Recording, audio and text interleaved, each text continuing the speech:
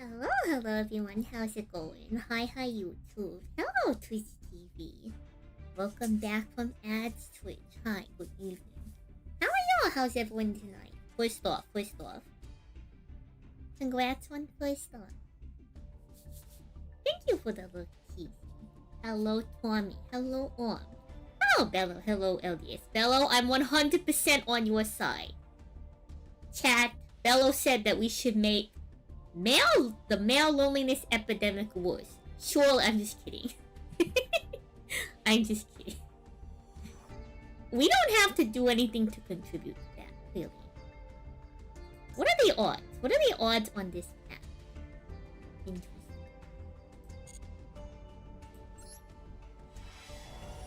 Ollie, my goat, my horse. Has it really been 9 months? Holy. Ugh. Time flies by so quickly. Thank you, Ollie, for the prime. Time sure flies at time. We didn't get anything free. Pause.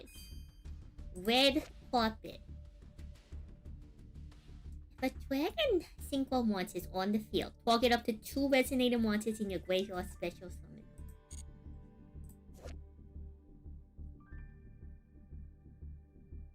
This is oddly, this is oddly a weird card that if I mained Archfiend, I would side deck this into Tempai. Oddly enough. Oddly enough, chat, I think this is a legitimate side deck card into Tempai. Though I think you would still lose regardless, but sometimes floating enough bodies versus Tempai works. Alright, chat, alright. We have a new tryout duel coming out. The tryout duel is Structure Decks Unite. So you have to get 3 victories with event-specific rules. The rules this time is going to be like the Structure Decks. And you get an End of Guild hat. So that's kind of neat, that's kind of interesting. They have a couple different loner decks, and I think you can probably choose from like straight up structure decks. There's a hype train. What's with the hype train? Pause? Let's go. Chat, there's a hype train. Goodness me. So today's agenda, chat. We have 32 out of 32 deck slots. I know in the shop we can purchase a couple more. Because they added some. They added some deck slots.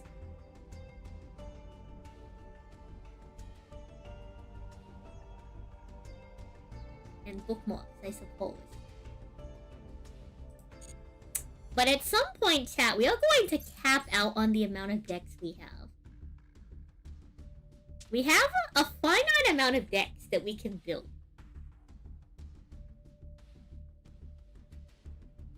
Like, a finite amount of decks we can build, chat. It's a lot of decks we haven't been able to use in a long time, or we haven't used in a long time. I'm not going to get rid of those, but I do think some of them do need an update because of the ban list. Now, whether it's as simple as just getting rid of one card, like this one, like, look, Vendred's super easy to update. Now, all we have to do is get rid of one of the limited copies of Cloudby. That one's super... Are we gonna... No, we're not sending people to this yet. Not yet. Hello, those faders.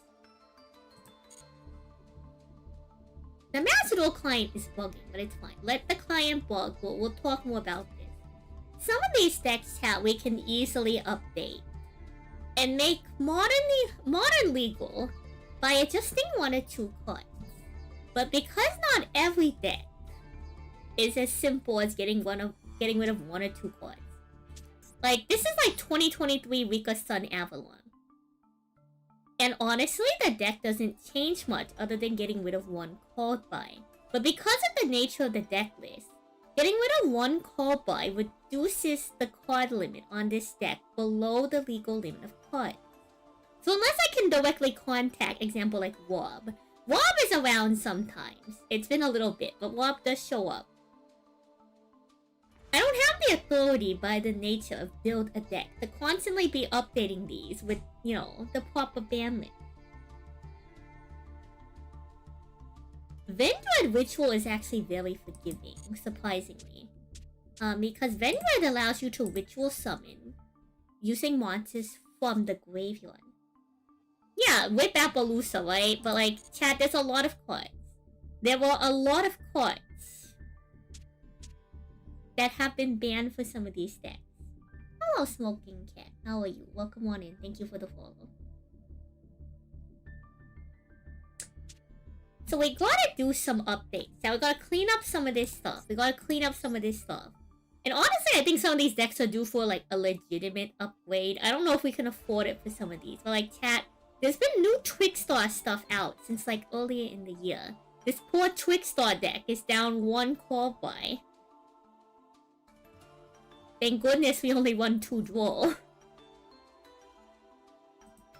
Like, there's a lot of decks we have to clean up. A lot of decks we gotta clean up. So I figured tonight that's gonna be our project. As y'all know, I play a lot of Rogue decks. I have a legitimate Rogues gallery of decks. Like, some of our more modern decks are still fine. Like, Salad. I'm sure Salad is still legal. Like, all we have to do for Salad is take out 1 call by, and the deck is still 100% legal. Some of these are really easy fixes, you know? Some of these not so simple. Goatee, surprisingly still legal. I think we had to take out the second shifter, but luckily we were already on a 41 quad list. Ben, thank you for the 24 months.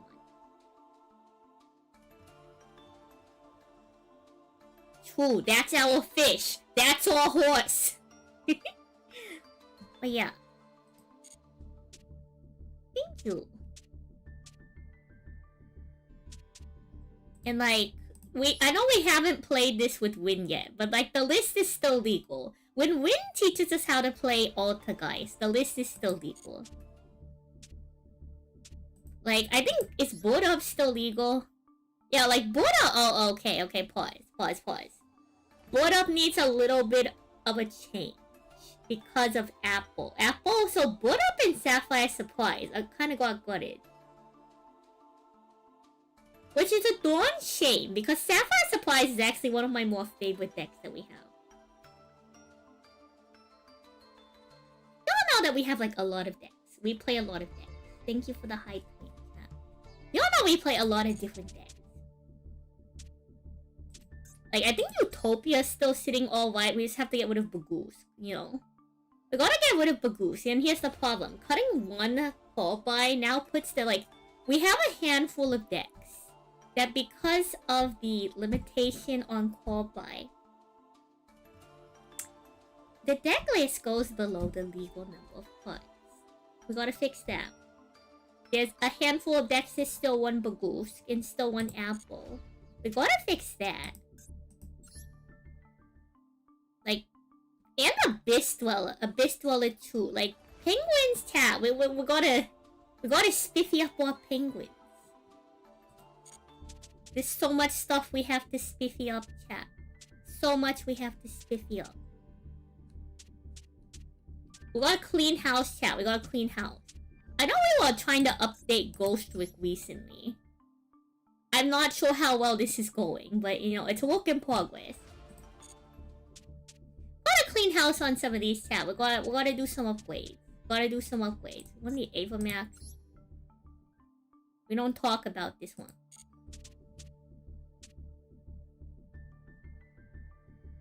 There's a lot of house cleaning to do here. Reject staples, embrace purity. A lot of my decks I won legitimately pure. Like, even the Ice Barrier still uses the old Ice Barrier. I don't even have Lancian here. We gotta get rid of Bagoose. We go down by 1 call by. Look, chat. See, decks still running beautifully.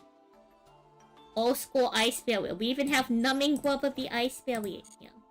Classic.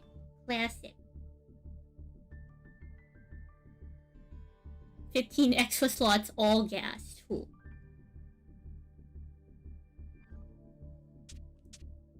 So, like, we have a lot of different decks slots open. And I've been trying to rethink the build a deck redeem. We've had the build a deck redeem for like 2 years now. And it's hard for me to keep up with it, chat, because like... Okay, chat, hear me out. If they're going to be like monthly for like the past 3 months, they have been dropping an accessory bundle like once a month. How are we going to ever save up gems if once a month they drop some kind of like 300 gem like deal bundle? Chat, there were multiple bundles this month. It is not sustainable to keep up this amount of like gem spending and also do build a deck at the same time. One Centurion. I don't play Centurion. Grind war? What do you mean grind war? Yeah, how are we supposed to have time to grind Yu-Gi-Oh! Master Duel when we have to win Alestor's River?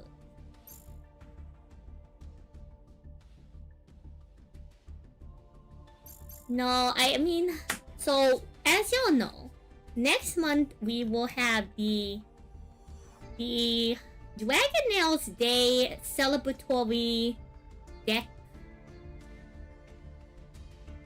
tournament, where the winner of the tournament is the deck I will build in-game. I'm thinking maybe we can have 3 or 4. Oh boy, welcome on in. I'm thinking maybe, chat, we can have a couple of those a couple times a year. Because we're now streaming on YouTube, chat. Consider this, chat. Consider this. Twitch chat, I know y'all love channel points. But we have to think about the future of Sansely. I believe in some kind of equality. And the equality I'm talking about is that if you think about it this way, people on YouTube will never have the chance to do a build a deck redeem because they cannot physically accumulate any kind of channel points. So unless they're watching on both Twitch and YouTube, which I think is kind of excessive, there's no way for them to do build a deck redeem. So I figure maybe a good compromise instead is about 4 times a year if I can make space in my schedule in between the Genesis tournaments and the other stuff we plan on running. We can have build a deck type tournaments that go on in Master Duel so that perhaps somebody on YouTube, if they're so motivated, you have an idea, I will reject your idea. On principle. It has nothing to do with you as an individual. No, we're not making it half the points. No, that doesn't solve the problem. The problem is that new people who join Twitch have a hard time saving up 50k. And the other problem is that people on YouTube will never even be able to save up. That doesn't solve the problem. The problem is not just the accessibility on Twitch, saving up for channel points. It's the accessibility for people on YouTube. So the compromise being like the modern format of having 4 times a year, we have the build a deck type tournament. You can make the argument that like then nobody could win with their rogue deck, right? Getting Malice gutted has been... It's getting tamed. Malice has been gutted, like, competition-wise. Well, here's the thing, chat. Here's the thing. I know that people believe that the state of Yu-Gi-Oh! Creates an ecosystem where rogue decks cannot compete. This can all be solved by a big wheel. Right?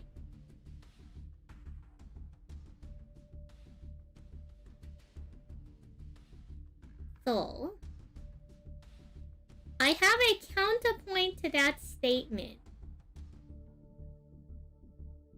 Now, some of y'all might take offense to this, and I'm okay if you take offense to this.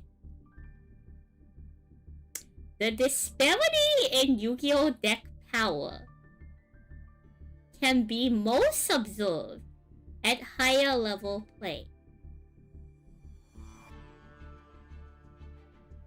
What I'm trying to say is, unless y'all are Raymond Young Die, Trishala Twitch TV, War Carlos, maybe all of us, y'all should be able to beat another one of you bozos in the duel room with Rogue, no problem. Like, not to be rude, chat, but like, look, if Ryan Yu can take Sky Strikers to modern Yu-Gi-Oh! 4... Okay, Sky Strikers might be an exception because of the nature of the deck. What I'm trying to say is that if you are a good duelist on your Rogue deck, you should be able to still play at a high enough level that in my community duel room, you could feasibly win. That is my opinion. Some people may disagree with that opinion. And the meta will definitely shift. There's a lot of factors at play. However, being the kind of duelist that I am, if I can beat some bozos on... Okay, chat. I have been playing Tendango for over 2 years now. The fact that I have consistently beaten at least a couple meta decks with Tendango, albeit it's not every duel, don't get me wrong. And yes, some of those duels, people don't know what they're doing. But that's what I'm trying to say. That's what I'm trying to say, is that, like, if I take all of y'all and put you in a duel room, right? I think those of y'all who one-trick a deck are probably better than whatever one of the mill bozo wants to bring the flavor of the month. I'm saying that I believe in your strength as duelists with your main deck more than whoever wants to bring Malice into the duel room. Y'all should know how to adjust your deck for the meta. Y'all should know how to play your deck into the meta deck. Like, sure, y'all can brick, don't get me wrong. Anyone can brick, right? Anyone can brick, anyone can lose a game. And anyone can brick on a meta deck. Anyone can lose the game on a meta deck. And it's not just the bricking. It's not just the hands. It's how well you know how to play the game. Y'all should be good enough cooks that you can cook whatever you got, bring it to the table, and take out whatever they're bringing. So who cares if they have the Fiendsmith engine? Everyone in the Mother's Uncle wants the Fiendsmith engine. I think anybody who is afraid of meta in my tournaments, it's not that I don't get your concerns. I totally get it. I get that some decks are stronger than others, but hey, don't count your deck out at the one end just because it's not good. Almost any deck in Yu-Gi-Oh! Has the potential to win. Even if you win because your opponent bricked, a win is a win is a win. I'm not saying that you should rely on your opponent bricking, obviously, but there is a way for every deck in this game to win. That was on BT. I don't know if Centurion is considered rogue. Wait, like, here's the thing, chat. Like, if y'all are running around with, like, Malice or Viziel, or, like, even Malice post-ban, like, play what y'all want to play. I personally don't care if someone wants to run up with a meta deck. Because I think anybody else in my duel rooms who's gonna run up with their other decks knows that someone's bringing meta. And not to say that it can't be frustrating. I understand it can be frustrating if you are bringing a lower power deck and you run into a high power threat. However, if you're going to play a game like Yu-Gi-Oh! Master, the way that I do, in my opinion, you should expect that to happen. You should expect that there's gonna be some bozo in rank that's gonna play like what's good right now, what's hot right now. Yeah, winning with low power is all attack. Come on, you wanna win with the good deck? That's... So who cares if you can win with the good? Anyone can win with a good deck, yeah. Anyone can win with a quote-unquote good deck, yeah.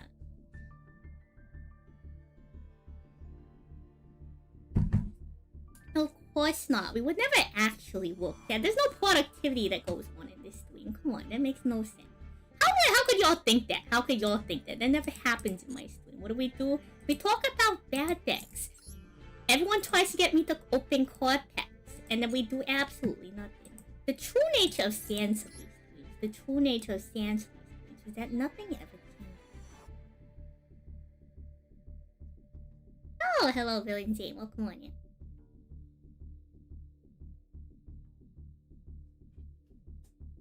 I'm just saying that, you know, if y'all if y'all take the time, I think y'all can do crazy. I think y'all can do crazy. I understand that the first time we hosted a Santa League tournament, y'all got beat into the ground with Runic for Hire, but like, in the defense of Runic for Hire Tri-Brigade, no one was expecting someone that actually knows how to play Runic for Hire Tri-Brigade to show up. And at least nowadays, that if someone brought Runic for Hire Tri-Brigade in this meta, it would still be considered semi-role. They would just hate them for being a Runic player. Oh, Cecilia, welcome on in.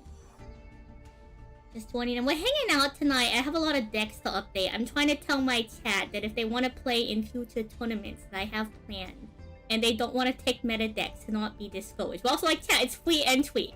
It's free entry. The worst thing that happens is that you lose to a meta deck. Just go back to rank, the same thing will happen. So what's the tournament called? Good question, good question. Well, I was going to call the first one the, like, San Sally's Dragon Nails Day Celebratory Tournament. So, the SSDNCT. But, you know, perhaps I can turn this into, like, a more, you know, a more, like... Perhaps I should consider a more, like, organized name. Perhaps. Not to mention, we still have to figure out, like, the proper formatting for the, We're gonna host Genesis tournament starting next year, chat. Starting next year, we will host Genesis tournaments probably once every 2 months. Maybe if the schedule allows, once a month. They're gonna be free entry. Y'all will win like a $25 Steam gift card.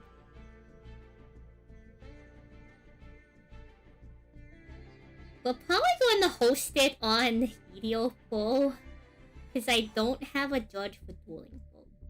And the last time we tried to use Yu-Gi-Oh! Omega, my computer does not like Yu-Gi-Oh! Omega. Freelance tournament. I'll figure out a snazzy name. the 2025 Sansley deck building opportunity Thunderdome! Brought to you by Dragon Nails. I'm putting a lot of work into future tournaments, by the way, chat. I'm fielding sponsors. Like, legitimate sponsors. We just have to do a couple, like, preliminary tournaments. And once we can prove that we can run and host tournaments, I can collect sponsors. I have people I will be talking to, chat. Surely we can prove that the San Sally tournament circuits are worth sponsoring. Surely. I don't know if I can get a TCG player sponsor. We could consider it. I know Ray and Twish recently got theirs, I think. Well, okay. Ray's is confirmed. I know Twish was supposed to apply. I don't know if he heard back from them or not. Shout out to my goat, my horse, Mr. Raymond Young. So yeah, that's tonight's plans. That's our goals. TCG player codes? Yeah, they have like legitimate like... let me look at Ray's channel really quick. Pause. Let me go check out my goat, my horse, Mr. Raymond Young. What a cool guy.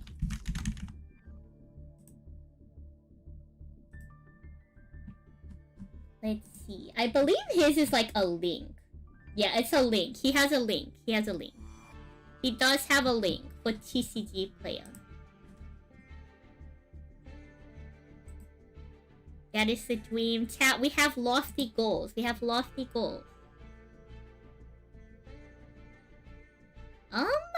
will say that hello, Meaty. This first tournament will be difficult for some people to make time zone-wise. Because I intend to do this tournament on the exact day. Good luck on your rank line, LDS. So this one's happening on December 18th, which is a Thursday. And it's slotted to PST time. So this will be a difficult tournament for some people to meet. However, future tournaments will be in more reasonable, more like accessible times. Like on the weekends or something. What decks do I use? I'm probably best known for... You'll see me on... Probably my best decks you'll see me on are 3 or 4 different decks.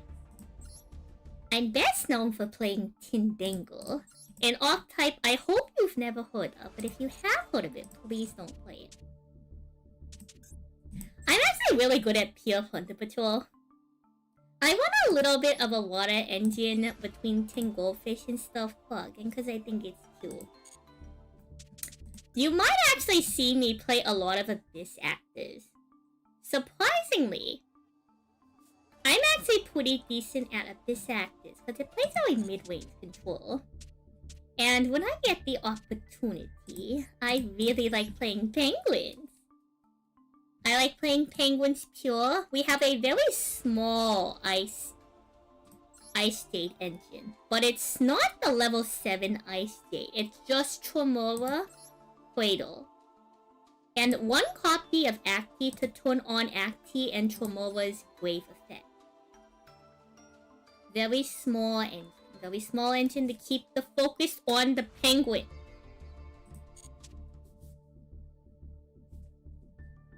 But pretty much every deck you see listed here, I know how to play. Though probably some I'm a better pilot than others. Maya Kwashi's super fun. Especially when we get the duelist that doesn't know what Maya Kwashi does. So we get to do the cute little deck out. I don't bother with the Bone Tower. We just run the 4 Maya Kwashi. We got the rivalry of the Warlords thing going on. Vendred is very cute. I'm actually surprisingly also good at Vendred. Though I will say sometimes the line kind of cut itself off. I know the entire 2023 Rika Sun Avalon combo. I'm not adding the Ragnarika stuff. I know the Ragnarika stuff goes crazy, chat, but the combo alone for Rika already takes so long. You could not convince me to combo longer. How much experience do you need to have? 0 experience for the tournament. The Master Duel tournaments you can do completely for free. You just need to make a Master Duel account. The Genesis tournaments you can also do completely for free. The problem is EDO Pro is a simulator. So since it's not an official Yu-Gi-Oh! Sim, I've never actually used EDO Pro. I'm gonna have to learn how to use it next month so we can host the tournaments on it. It may be a little bit more difficult for newer players to use. However, it is an auto sim, so it should do primarily majority of the rulings for us. That's the big thing, is that because I don't play Yu-Gi-Oh! On paper, and Genesis is a paper format, I'm unable to do any rulings for Genesis, which is why we're not using dueling books. Back with Ritual, there's a lot of different cool decks out there. I wish we were a better Ghost Rick player. I think Ghost Rick is super cool in concept. I think I'm just not doing it right. Suship is super cute. I'm not too bad on Suship. We did learn how to play Pirelli from my goat, my horse, Mr. Raymond Young Dai. I do want to learn the variant of this that runs Fiendsmith. We haven't messed with this one yet. I only know how to play the pure pulley stuff. But when we get to the other variant, I think it will be kind of interesting. This is not Thunder Dragons, this is Resonators, and we do need to update this deck a little bit. We also know how to play Super Quantums, and I know in the future Evil Alphan is coming out, so we might actually have an upgrade for Super Quantums as well, potentially. I'm actually very good at Goatee. I'm not too bad at Utopia. We use the Automat stuff, and that's pretty straightforward. We don't bother with the, we don't bother too much with, like, the modern level 4 engines, rank 4 engines. Velmonica's an interesting one. I'm not sure what we're going to do with Velmonica now that they banned Abyss Dweller, Bagoosk, and Apple. That's, like, Velmonica's 3 best end boards. So I don't know how Velmonica plays in modern Yu-Gi-Oh! When its 3 best end board pieces are gone. I know that you can mix Velmonica with Fiendsmith. So we may have to adjust the extra deck and actually go for a Fiendsmith angle. Especially now that, like, Cross is offline. knows? Who knows? Do I think I would try Black Wolves? So here's the thing. On Twitch, I have a redeem called Build a Deck. Hello, Pop. How are you gonna be? First Penguin chat. I've been waiting for Penguin support for so long. It's going to be great. It's going to be amazing. Look at this guy, chat. Look at this guy. This guy's great. He's spectacular. Penguins is gonna be great. So here's the thing. I have a redeem on Twitch called Build a Deck, where you can have me build a deck of your choice in Yu-Gi-Oh! Master Duel. But next year, I think I need to reform how this redeem works. Because this redeem was made when I was a Twitch-only streamer. And now that we stream on YouTube, I want to also make sure our fans on YouTube have opportunities to have these similar interactions. Like, I know y'all can't do, like the hydrate redeem. That's like, whatever. Stuff like hydrate, small stuff like that is, like, negligible. The bento thing is also a Twitch redeem. I have to look into that. It's completely separate from Yu-Gi-Oh! But we'll figure that one out on how I want to make an equivalent. Perhaps when we get YouTube monetized, I'll just have to make it like a monetary option, I suppose. And unfortunately, there's no channel point actualization on YouTube, so I'm sorry, YouTube. You're probably gonna get paywalled from for some of the other redeems, but I never want to paywall build a deck, personally. I think that's kind of lame. I think if I want to play a deck in Yu-Gi-Oh! Master Duel, people shouldn't have to pay me for it, personally. I know some people do get paid for it, but I don't think I'm a good enough duelist for people to spend money on me to learn some bozo deck. I think it's worth it if you pay someone like Way to learn, but paying someone like me to learn some random Yu-Gi-Oh! Deck probably isn't very entertaining. The penguin staring into your soul, that's my goal. That's my goal. Your friend told you to make sushi, but you refused. And a whole year later, you bought a random cards and a bundle of cards. And now you have all the sushi cards. Clearly, that just means you have a riser engine. Can you see a duel with Tendango? You can watch one of my... Oh, chat, you want to watch the, like, 45-turn replay against Yubel? Oh boy, the 45-turn Yubel replay. As our opponent's name says, what the... Oh boy, chat, we're gonna yap with the background with the 45-minute replay. Oh boy, chat, it's the one time a quarter we get to do the 45-minute replay. Let's go. It's actually more like, I think, 20 minutes, but... Tendango's strongest opening is set 4 packs. 45 turns. Tendango's average duel time is 25 minutes. I believe this is when they still had multiple phantoms. I could be wrong. How about my Senpai deck base? Hello, Anya. Oh, come on. Chandra will be fine. Fast forward.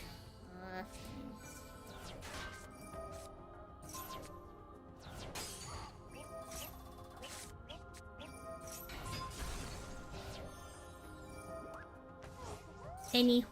So y'all can watch that in the background as we continue yapping. But you know, as stuff carries on, I want to do more things for the community. I want to be running more community tournaments. I might need to make a whole separate Discord just for tournaments. There's a lot of stream and community and quality of life upgrades that I want to do moving forward.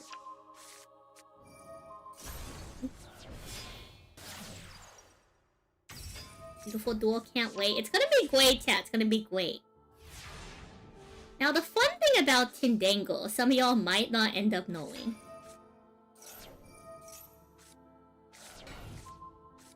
is that Tendango can recycle flip effect monsters from the graveyard.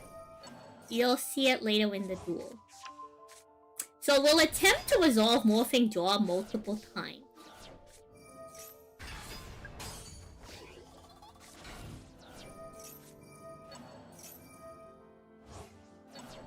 The problem is that as much as we'll want to reset Morphing Jaw, our opponent will find their ash blossoms and ruin our plan. So we'll just have to do it again, and again, and again, and again. They go Verte, chat, like a sick twisted bullet. They try to go Verte. Oh, it's good. Anywho. Am I winning? You bought your camera? No, this is a replay. This is a replay. How is the tier 1 0 Tendango? No, Tendango's far from tier 0. Anyway, so we reset the morphing jaw. We attempt to morphing jaw. They have effect failure of all things. Can you believe they effect failure of morphing jaw? Sick twisted bullet. They tag out our dog, so we go Trinity. They call by our Trinity. Sick twisted bullet. So we go Bagoose Pass, as any sane duelist does that. We just have to do a cute little board reset, you know, cute little board reset, unquakey. Have I seen any of craft? I haven't looked at it in any great detail. But TLDR chat, while we're trying to do some of the deck upgrades now, we gotta see what cards we have to work with, what decks we want to upgrade if you know. And you know, I have to consider the future of the build of deck to be quite slim.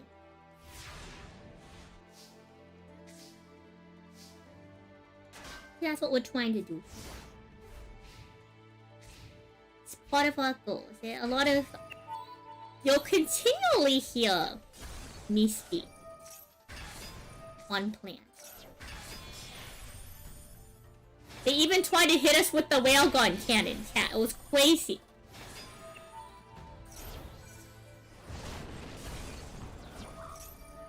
However, that gives us these Zeus mat. So now we can clear the board. Oh wait, that one was not 45 turns? Huh, interesting. Then wait, which one was the 45 turn Tendango duel? We had a legitimate 45 turn replay. Was it not that one? Did we get rid of the 45 turn Tendango replay? Oh my god, we might have gotten rid of the 45 turn Tendango replay. I'm so sad. Did we get rid of the 45 turn Tendango replay? Oh my god. Chat, we got rid of the 45 turn Tendango replay. These are dark times. Clearly we just have to recreate a 45 turn Tendango replay. They have the numbers there. I can't read. Oh, Kushanti.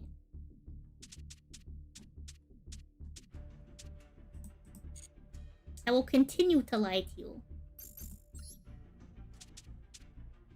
Anyway, we have a lot of deck upgrades to do. Some will be much easier than others.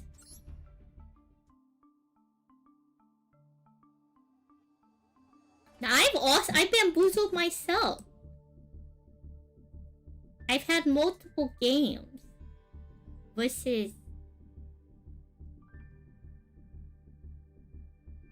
Wait, what happened to the Tendango versus Snake Eyes then? Pause. Did we lose Tendango versus Snake Eyes?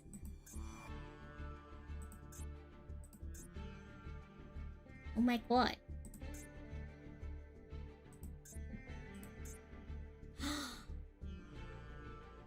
Oh, okay, I think I know what happened. I had to get rid of some of the replays to save the Tundra duels from the tournament. I must have deleted the wrong Tendango replay. Okay, so TLDR, this is some like throwback. This is some throwback. Last year, earlier in the year, I played in the 3rd anniversary Master Duel tournament. And I saved a couple of my replays from the tournament to use in the video. Because I wasn't recording my playthrough. It was an excessively epic duel, so it got deleted. I'm so sad. I'm so sad. Hello, Heathen. I'm so sad, chat. We've lost so many good replays. Like 2. These are dark times. Oh well. They exist in my heart and my mind, I suppose.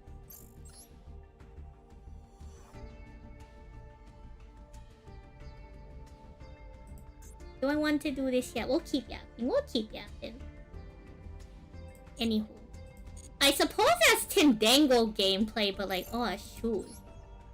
I was hoping to use those replays I saved in the 4-hour Tindango video essay. What do we do now? I might be sad, but I'm really cute. Thank you. But like, shoot. What are we supposed to do now for the 4-hour? I got a 4 more replays. Shoot. Quizzes. Yeah, we'll be fine. I play like a billion games with Tindango.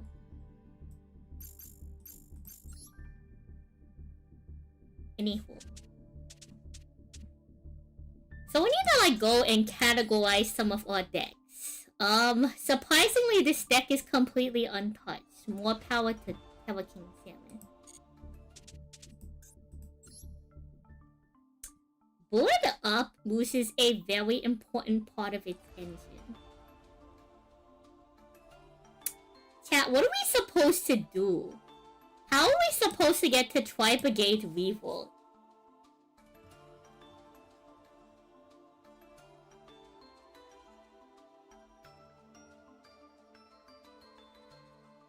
This is a mystery I'm gonna have to solve at some point in the future. As to how we continue to facilitate the impact of Tri-Brigade Revolt without having access to Apple. Marine Cess hasn't changed in a long time.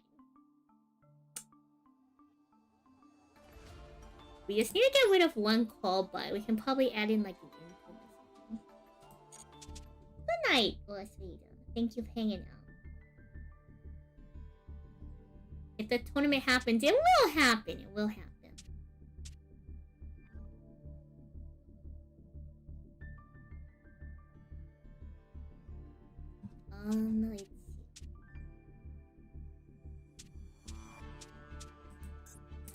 Let's see. I think Abyss Actors is also pretty solid. We actually rarely even make Apple in Abyss Actors.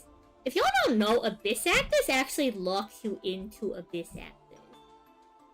So at a certain point, you can't even use the other monsters in your extra deck.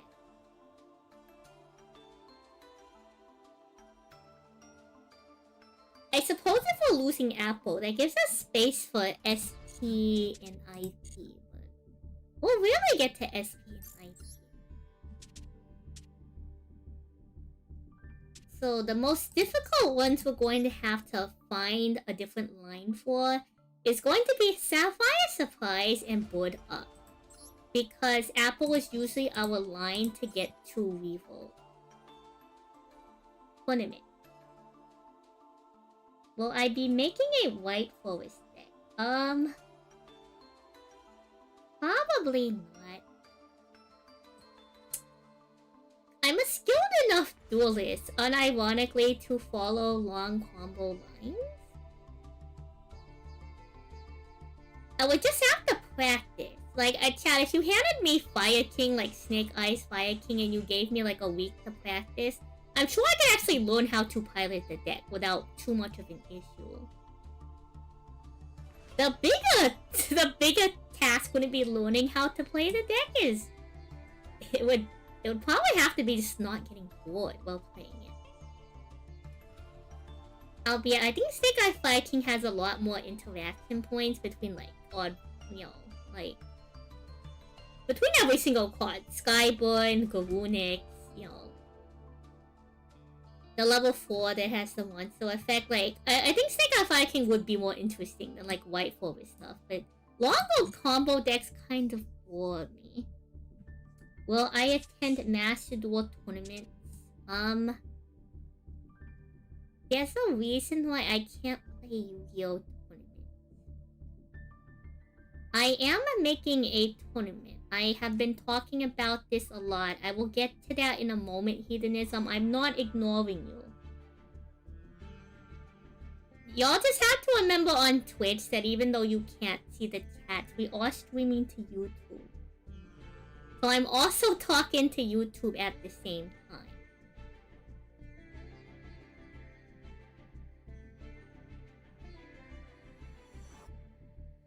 to TOS, I'm not supposed to be showing YouTube chat on stream. But also, like, every other streamer does it anyways. So part of me wonders if I should really care or not. But I digress.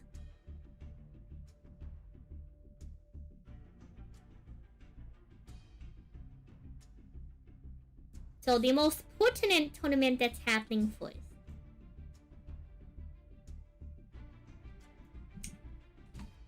Let me bring up a digital calendar.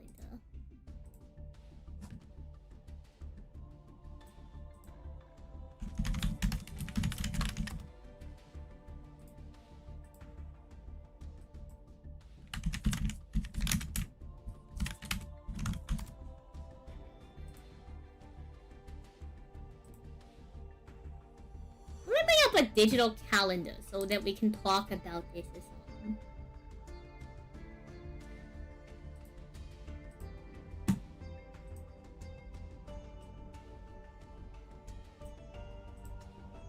Okay, so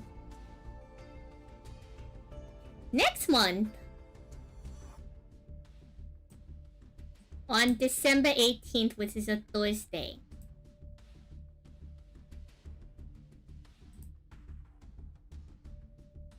I will be hosting a tournament in my time zone because this tournament is in celebration of an important date for myself. In the future, tournaments of a similar style may be held at a more accessible time zone for other people. But don't fight me on this one. I'm just hosting this one at a convenient time for me on a pertinent date. Don't fight me on this.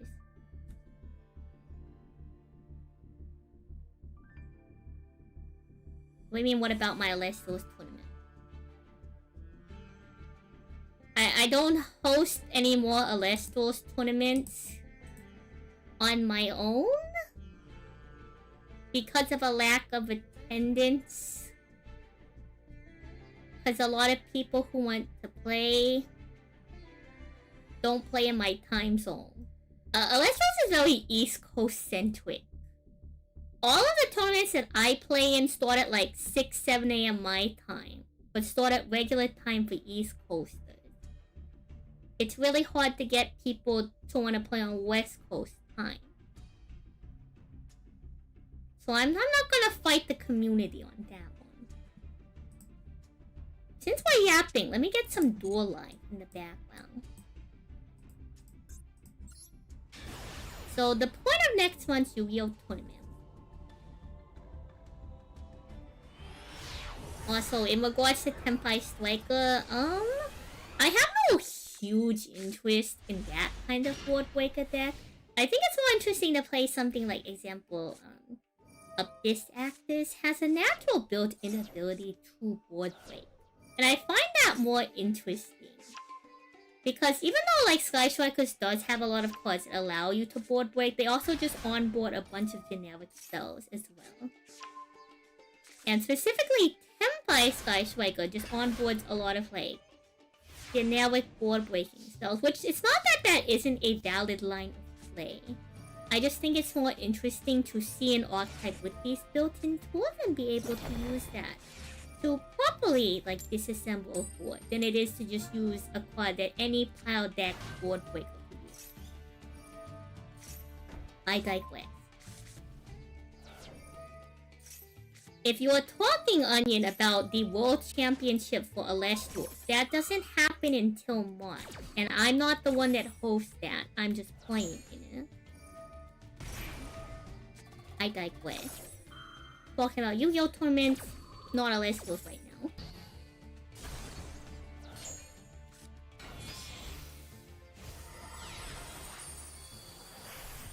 So next month, I am hosting a tournament. Y'all can enter with any deck that is mastered or legal.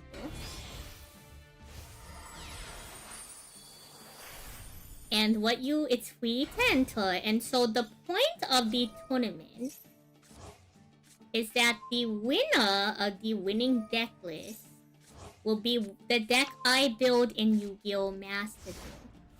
So because I have a redeem on Twitch TV, where when you save up enough channel points, you can have me build a deck of your choice in Yu-Gi-Oh! Master Duel. all the YouTube viewers don't have that. There's too many tournaments to be discussing. If you want to know what I'm winning at the Electrals World Championship, they haven't announced quite. I have entered one Master Duel tournament in the past. I can't enter a lot of Master Duel tournaments because majority of them, at least the official ones, only happen overseas, really. And there hasn't been like an open NA Master Duel event in a hot minute. On top of the fact that I can't participate in Yu-Gi-Oh! Tournaments without blocking myself. That's like a whole separate thing. We're talking about Santon community tournament. If that wasn't clear, let's just make this clear. I'm talking about a grassroots effort tournament that I am organizing and hosting myself. Yes, I do participate in other tournaments for other card games at higher levels, and I still intend to do those. That is completely separate from the current discussion. I'm not upset, I'm just trying to stay on topic because I have ADHD. Alex, welcome on you. Hello, Sheep, welcome on you. Anywho. So before we get off topic again, because it's going to happen a bajillion times. And I want to finish this topic before we start deck upgrades, because then it will continue to happen. It will continue to happen. The distractions will continue all evening.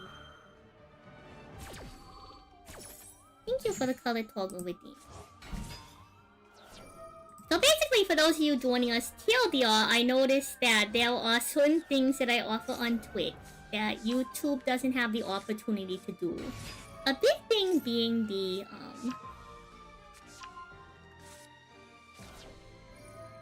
I don't think I'm ever going red. I also don't think I can really walk the drill pony. It's happening again, push it!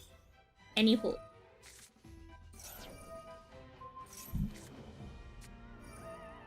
TLDR, I'm trying to find a solution with a big problem, and I feel like it is a big problem. It's like not the end of the world. I'm sure some people don't. Oh, Nicola, how's it going? Not too shabby. I'm just yapping. We're just yapping. Like, I'm sure it's not a big deal, chat, in the grand scheme of things. Don't get me wrong. I'm sure there's plenty of YouTube viewers who probably don't care that there was a Twitch redeem for Build a Deck. Because, like, well, yeah, you only collect, like, channel points on Twitch. They don't have that on YouTube. However, since I am the purveyor of my own destiny, and I'm in charge of whatever I want to do on stream, I'm just finding better compromises for myself because, like, you know, I feel like it would be nice for YouTube to be involved in stuff. And there's not a lot of opportunities to do that. And I don't want it to be something that's, like, tied to some kind of monetary incentive in the grand scheme of things. Because, like, you know, y'all don't have to give me money. I'm a working gal. I'm gonna be here yapping before this. The other reason why I want to make it the winning deck list is what I build in Yu-Gi-Oh! Is because every time I have a Master Duel tournament, I hear the same rhetoric of people saying that, like, oh, well, the meta deck is just going to win, yada yada yada. If someone enters with a meta deck and they genuinely want me to build, like, Malice or Vizier, then sure, if they win, I will build that deck. Right? But the opposite can also be true. If I make it the winning deck list is what I build, that should encourage y'all to build decks that you actually care about. I'm not saying that someone can't roll up with a high power meta deck, right? That's a non-zero chance that that will happen. But there's also a non-zero chance that someone rolls up with, like, Ancient Gears and Sweep Pure. Someone rolls up with Sideshow and just opens the nuts. you know, someone rolls up with their Centurion, blows your back out or something. The, like, sleeper math mech player that has the Millennium Engine in their back pocket decides to open up that evening or something. You know. I have full faith that players who, like, actually have, you know, a level of competence in their own deck can play to a similar level of meta decks, because y'all aren't like professional players. Like, Judy and Ray and Twitch are not showing up to these tournaments. Y'all should be able to beat each other with your decks, even if someone brings Malice or Ryzen. In my opinion. So I'm not too concerned if someone brings meta. Because I think a lot of the decks that people would bring could easily compete. Which you're going to an ad break, but we'll keep yapping before this. Hello, Avatar. Yeah, so like, here's the thing, I play Tendango, I play pure Plunder Patrol. We don't even have the adventure engine. And sometimes we lose. Like, if I queue into Ice Barrier, I queue into, like, what's it called? Mom, how am I supposed to play the game sometimes? Because all they have is water monsters. Like, if I open Plunder Patrol Booty, the trap card, and we go first, then maybe I can change the element of their monster and play a little bit. But, like, you know, some decks will just naturally have a bad matchup. To someone's point early in the stream, the metas will change. You know, but with that in mind, if someone rolls up with, like, the, like, level 12 Centurion, Shooting Star, Riser, Tomfoolery, someone shows up with their, like, I don't know, like, Monarch Bestial Control. Someone shows up with, like, God forbid someone bring Runic Stun, but, like, if someone wins with Runic, more power to them, I suppose. If some bozo Numeron player wipes you all out because they're on Numeron, that's on you. Y'all should be fine. Y'all should be fine. I think the scariest person y'all should have to worry about would be, like, Auras. And I can just make him pass with me if you're afraid of Auras. If you're afraid of losing to Auras, I can just ban him from play. I don't think he has much interest in making me build a deck either, so. Have I ever played Evil Heroes? No. I really don't want to build heroes, but if someone wins with heroes, like, for the rules, you know. So y'all will be fine. I think y'all will be fine. I'm excited to see whatever deck you bring and what decks you want to share with me. And I'm hoping, because the intent is that whatever deck wins is the deck you want to actually see me play. Yeah, you know, like, y'all aren't going to run into a huge wall of whatever's going on. And someone may genuinely want to see me play Malice. Like, Malice is a cute archetype, chat. They're girls. Maybe someone saw me on, like, Super Quantum and said, you know what, she might actually be decent at YC. Like, there may be a real reasoning behind why they want me on a certain deck. Maybe someone wants me on the Killermint Fiendsmith Millennium pile, God forbid. Who knows? Each their own. If you win, you win. If you don't, you don't. Not very high stakes. It's free to enter, y'all just gotta show up. You noble summon me, I gotta beat up the woman, that's crazy. Oh, like, welcome. That's my philosophy on it. I think if you are a dedicated pilot to an underserved archetype, and you are not playing into, like, players too far out of your rank or skill level, y'all should be able to go toe-to-toe.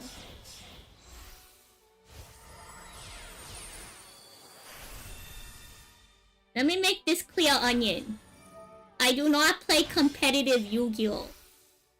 I would never be able to do lab math. Because I don't play Yu-Gi-Oh! Competitively. Yu-Gi-Oh! Is my cheat game for all the other games I play competitively. Less yapping, more. I'm gonna be real, I don't know this term. I'm sorry. I'm sorry. Xin lỗi, sai cơ. Xian không hiểu. Get Dao Yi. What is Get Dao? I've never heard of this term before. Ah, that's cool in Vietnamese. No one's ever said that to me before. We've never had a like Nivian's the other like Viet like viewer. No one's ever said duel to me in Vietnamese. I think everyone would just say the word duel. Oh, firstly, thank you. That's neat to know. Apologies, I'm probably never going to remember that. But if I think if I see those two words together, I'll probably remember that they spell duel. I'm not gonna remember the yo for my life. But thank you. I do like learning new things. You'll reteach me. Come on. Michael or Anyao. I'm assuming Go Yao, but you know. Have I tried playing Nemorelia or playing kids? No, but Nemorelia is a really interesting archetype. So, let's talk about Nemorelia really quick, chat. This is an interesting discussion in my opinion. One of the big reasons I like playing so many rogue decks in Yu-Gi-Oh! Is that you get to also appreciate Yu-Gi-Oh's archetype building. Yu-Gi-Oh! Does one of the coolest things I've seen in any card game. Which is the amount of dedication they put into archetype building goes beyond just the concept of the card art. You see it in the legitimate gameplay. What I mean is if you look at, like, Suship is a good starting example. You have Ikora, you have Shavi. You have these two sushi things, right? And you look at the Xyz. The extra deck monsters tend to be kind of like your boss monsters, right? So what do you do with these pieces of individual sushi? You make sushi boats, sushits, which is a legitimate thing in Japanese culture. And why are they Xyz monsters? Because you stack them on top of each other. Why would I play Dragon Maid? That sounds dumb or something.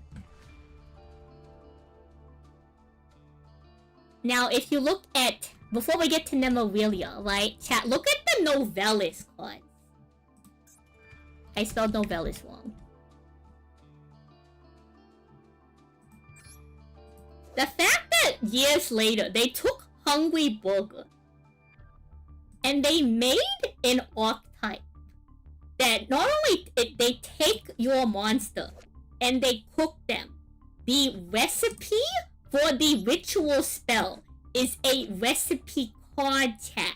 This is peak gameplay. This is peak card building. This is something you cannot find in any other card game, chat. This is what makes Yu-Gi-Oh! So cool. Like, no one even plays this very much. But the fact that you cook your opponent's cards into a burger is insane. Like, who thought of, like, if I told you that concept in a card game, you'd be like, Sam, what are you talking about? You're crazy.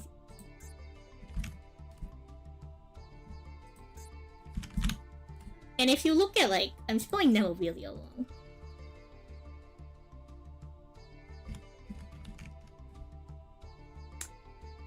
Like, if you look at Nemorelia as a deck, you start with your little girl, and what are the monsters she makes? She dreams.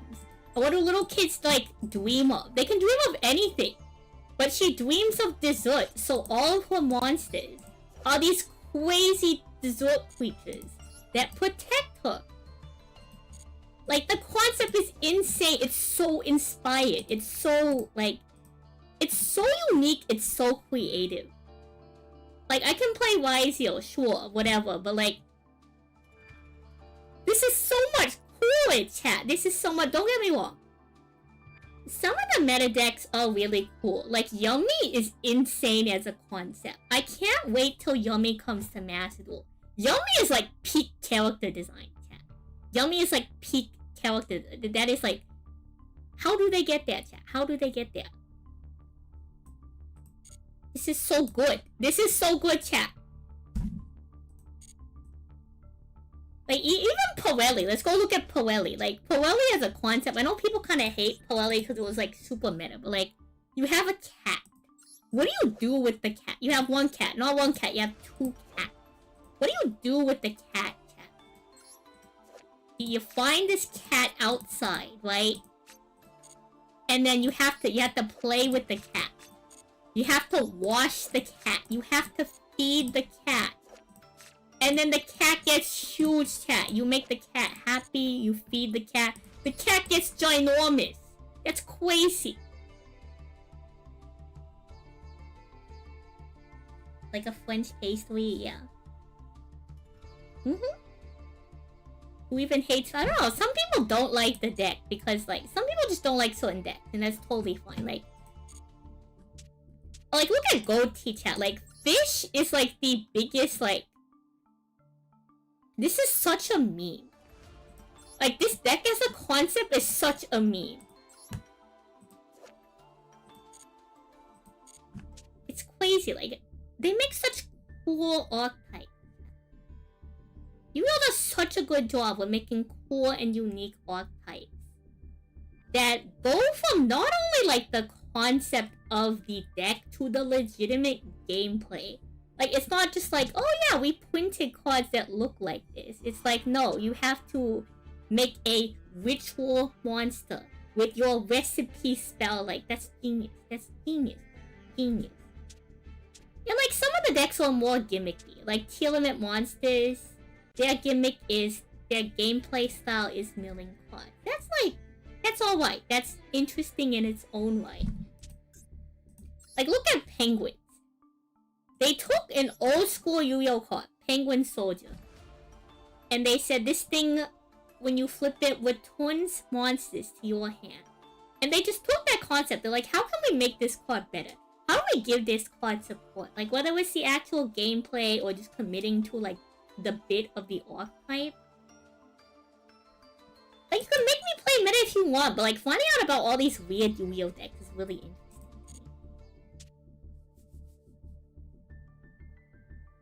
Zombies is like a whole other thing. Like, it's also really interesting that you bring up zombies. Because you have like a dedicated zombie deck. Like Mayakashi, where every single Mayakashi monster is a zombie. But you also have zombie decks where you just play every single card that's like a zombie. Like, that's like a unique thing Yu-Gi-Oh does as well. But like, another thing like Yu-Gi-Oh does is like, Yu-Gi-Oh is like one of the only games where unique win conditions are balanced. Like, Ghostwing Angel of Mischief is a unique win condition. You could feasibly win with the win condition, but it's not, like, broken. Like, I know old school Exodia used to be strong, but like, an example in like One Piece TCP. Blue Nami was a ticking time bomb until she would be too good of a deck. And what did they do? They had to ban her. But every other alternative win condition in Yu-Gi-Oh! Exodia, Ghostwing Angel of Mischief, Destiny Board, like a whole bunch of other stuff. Like, it's surprisingly balanced. Like, if you one-trick that deck enough, you could get some reasonable wins with it. But it's not like, oh, this, like, becomes the most broken alternative win condition ever. They do a really good job with that. No, I have Tenpai.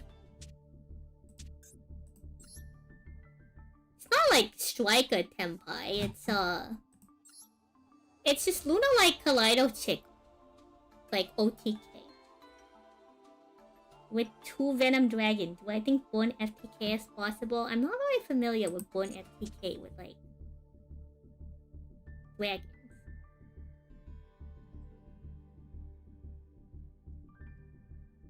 But yeah, like, there's a lot of really cool archetypes. Like, yeah, Madolche is another super cool one. Like, there's a lot of really unique, like, even Tenpai.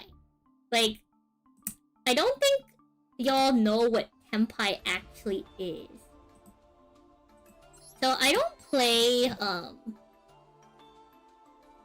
a lot of Mahjong, so I can't properly explain this.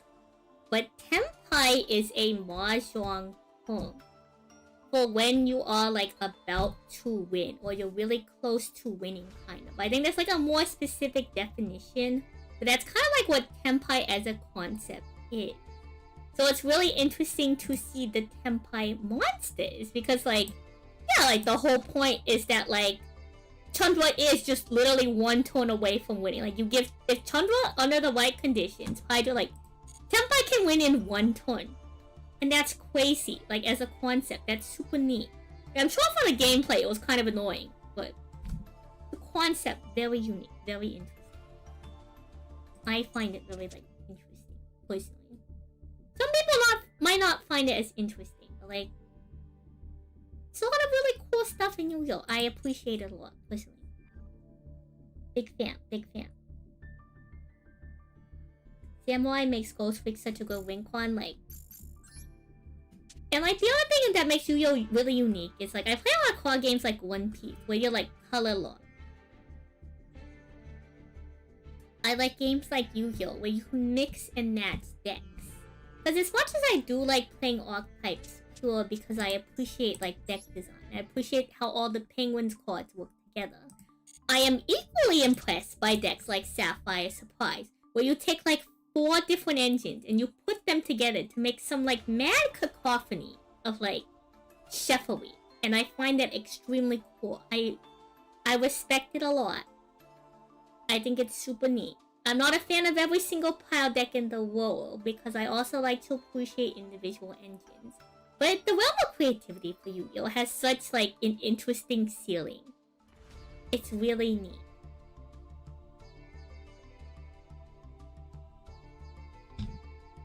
How do I do mapping with decks? Completely based off vibes. If you ask me if I won 1 versus 2 versus 3 on hand traps, I will tell you whatever I feel like the deck needs at any given time.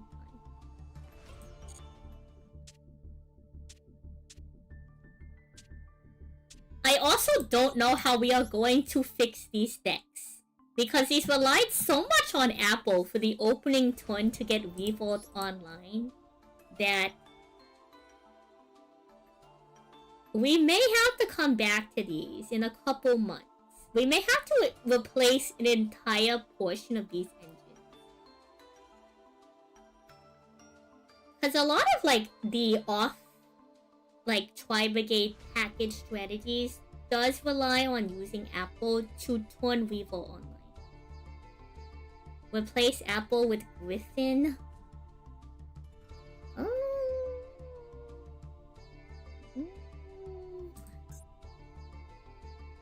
Is that a 1? Like, I know it's a 1-for-1. Tommy, you were here earlier. Tommy, if you're still around. No pressure if you're not still around, Tommy.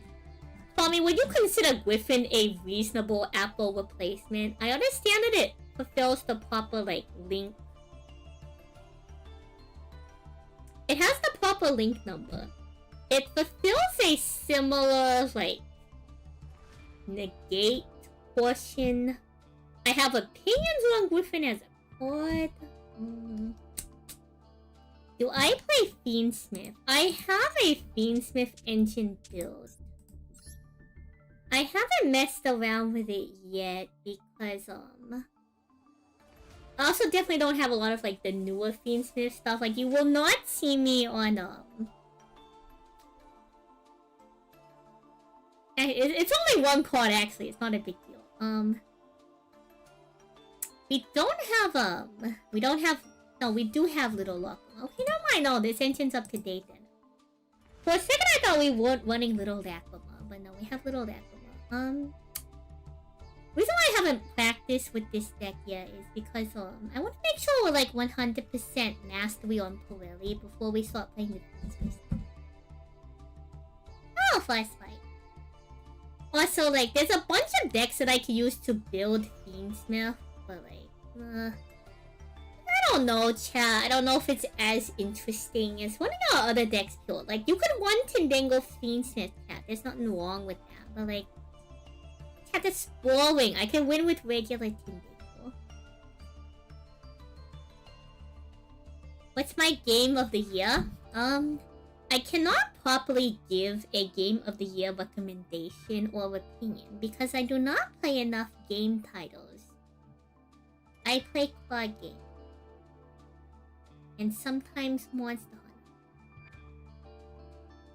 So in my opinion, I think if I gave an opinion, it would be extremely uninformed.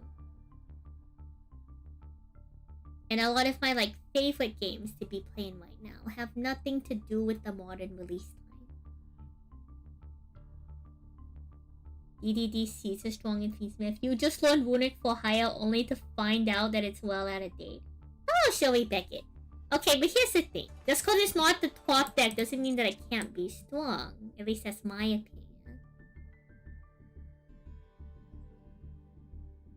It won't protect you from nib. Yeah, that's the other issue. We're just gonna get nib.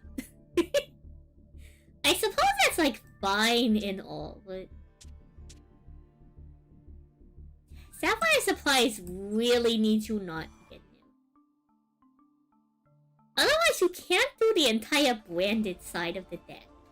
Which I'm still not 100% mastered on because I don't want to watch the tutorial. So we've been doing it purely offline.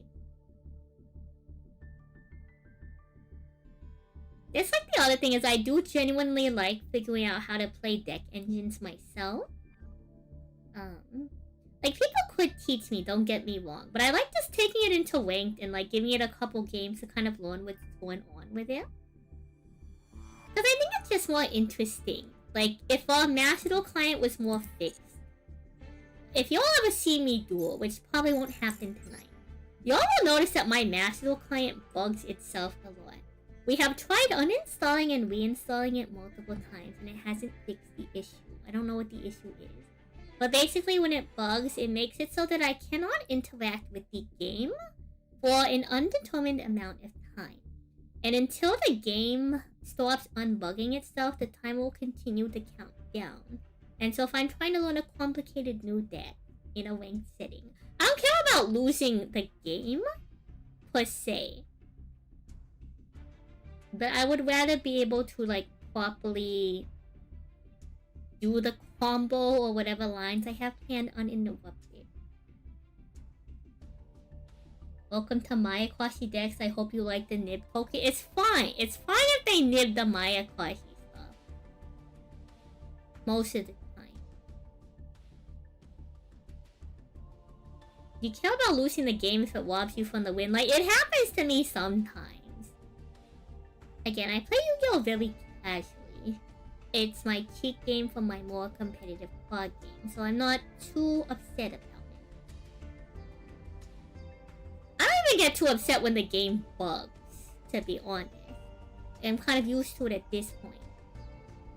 But I would prefer not to have to deal with it if I'm trying to learn, just because I think for me personally, it interrupts my flow of the learning process. I don't know if I want to add Caesar to my Fiendsmith stuff because I don't even know how the basic Fiendsmith stuff begins to set itself up. So adding additional quads to the engine itself would mean that I wouldn't know how to properly prioritize the quads in my extra deck to make space. I have not played Disney Dreamlight Valley. There's a lot of games I probably will not play. You're alright with that. More of a quad game player.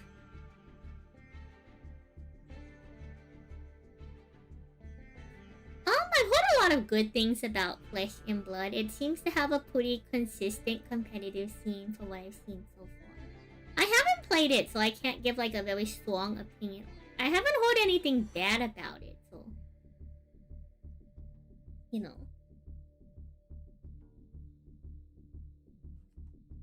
Yeah, local rogue deck enjoyer wants to potentially make updates to older deck lists.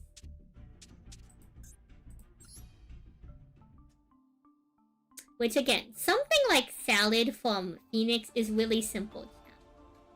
We just get rid of one Fall by the Grave, and now the deck is quote-unquote fixed. these will be very easy fixes.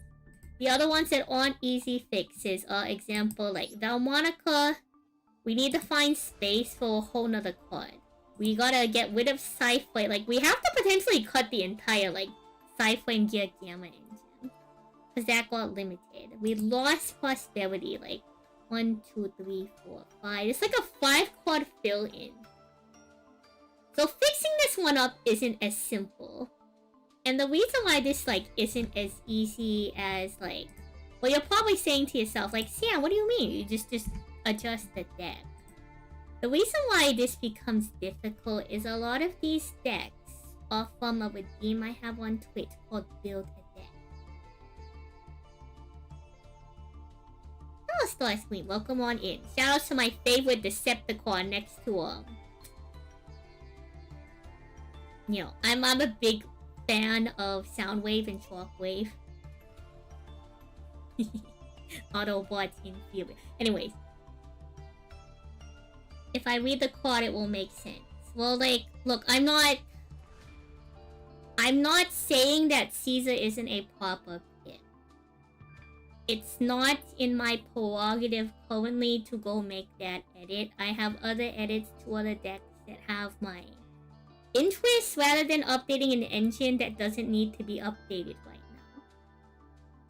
And the problem as to why it is difficult to update some of these decks is this is part of a redeem called Build a Deck. Well, I build a deck of the viewer's choice in Guildmaster Duel. So the deck list is from the viewer. And so I don't like to make a lot of changes to these deck lists without their permission. So I have to figure out what I want to change the deck list to and get in contact with some of these individuals if it is a major change to the deck list. So a lot of these are very simple, like I showed you in the salad deck from Phoenix. I think if Phoenix ever asked, oh, what happened to the salad deck, it's very clear that, like, call by got limited. So we got rid of one call by. Very easy fix, not an issue. Something like Valmonica, bigger issue. There were 5 cards that kind of don't really exist in the engine anymore. I suppose 3 if we only cut 1 Gamma, but in my opinion, Gamma at 1 is entirely really worth running. Yeah, no, that's fine. And, like, I'm not upset with you or anything, Eric. I'm just trying to make that very clear as to why, like, I'm not going to focus on updating the other deck right now. Because the intent of tonight's stream of what I'm hoping to do is... I've had a backlog of updates I've been meaning to do with these decks. So... I think we could do that tonight. It will be like kind of a chill activity to do. Give us some time for discussion. I appreciate the discussion, don't get me wrong. I appreciate the discussion on decks. I'm just making it clear that, like, the reason why I'm not going to look into updating the Fiendsmith engine right now is because there's only one deck that I own that uses the Fiendsmith engine. And if we're going to be using crafting materials, I probably need to use those to prioritize the other decks that need to get updated. If that makes sense. Because I do like a lot of these other decks. I think Valmonica is very cute. I appreciate pendulum decks like Valmonica and Abyss Actors, which play very different from other pendulum decks entirely. And so I want to be able to play this deck on stream again. So to be able to do it in general, and to be able to do that, we gotta update the deck list. We are not putting in the Neospatian Flare Skeleton. Cute suggestion though. Thank you, Basement Ron. Yeah, so like again, I'm not upset or anything. It's just more like that. That's kind of like my reason. That's kind of my focus. You know, I'm just explaining myself. If it seems like I'm going on, we'll chat. If y'all can't read the title, which I know that's kind of hard, but like, I'm gonna be real with you. I have a person that sits behind me and reads the card effects to me. Because card game players can't read. Anyway. If y'all can't read the title, we're yapping today. So what am I doing? We're yapping. I'll keep yapping. This is a threat. Have I tried Materia Reactor? I haven't. I do have someone that could teach me it though. Nif played a whole bunch of Materiactor. He did a whole stream. If y'all don't know, our good friend Nifa. Nif played an entire stream. I think it was like a 12, 13-hour stream. Where he went Materiactors to Master 1. He's clearly. The game wants you to make Azumina. That's crazy. My condolences. Anyway. Oh, Gio. Oh, wait, Gio. This is kind of important. Gio, pause, chat, pause. Gio, this is huge.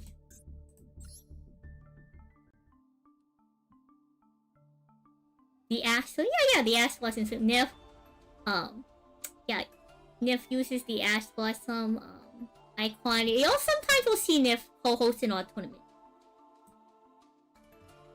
Need 3 of the yours. Gio, here's the thing. They banned Bagoose. And they limited 1 call by. If we want to play Super Quantums, I need to update the deck list. What do we put in the extra deck in place of Bagoose? And then what do we put in place of call by?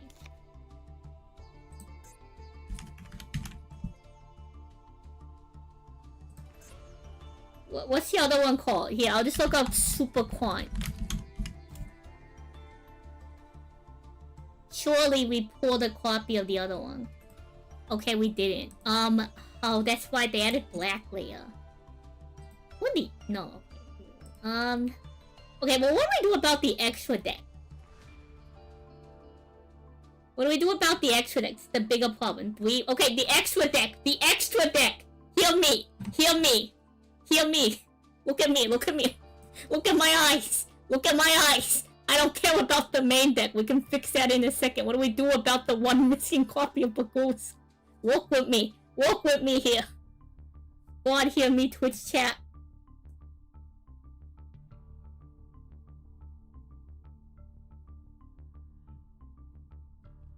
Oh, Super Quant is super cool, which is why I want to update it a little, you know.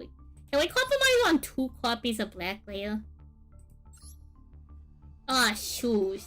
They actually added it? Wait, I thought this wasn't in the game yet. Oh, dang. We might not have the materials for this.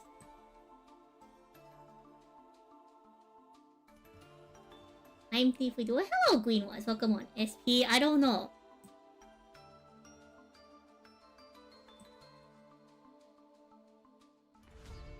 Y'all know I hate Time Thief redo. Aw, damn it. Alright.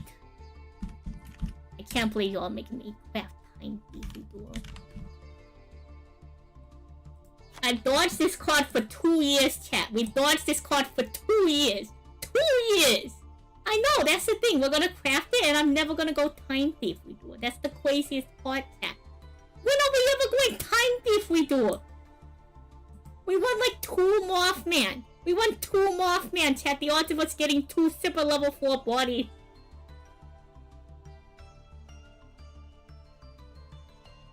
No, we're not building Daigatai. Alright. Okay, back to the Super Quant stuff. Can we go like 2-1? Can I give you 2 Black Layer, 1 Evil Alphan? Is that reasonable?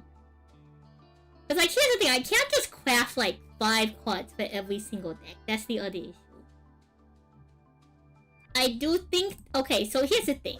I think I agree with Time Thief Redoer. Because if y'all remember... We have Val Monica.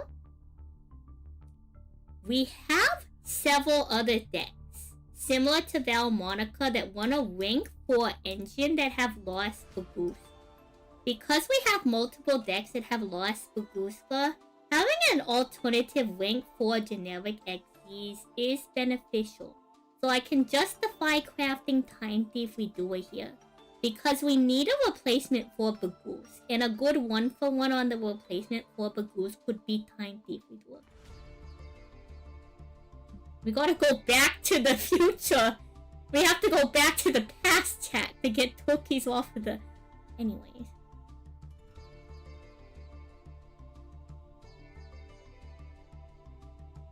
No, we're not...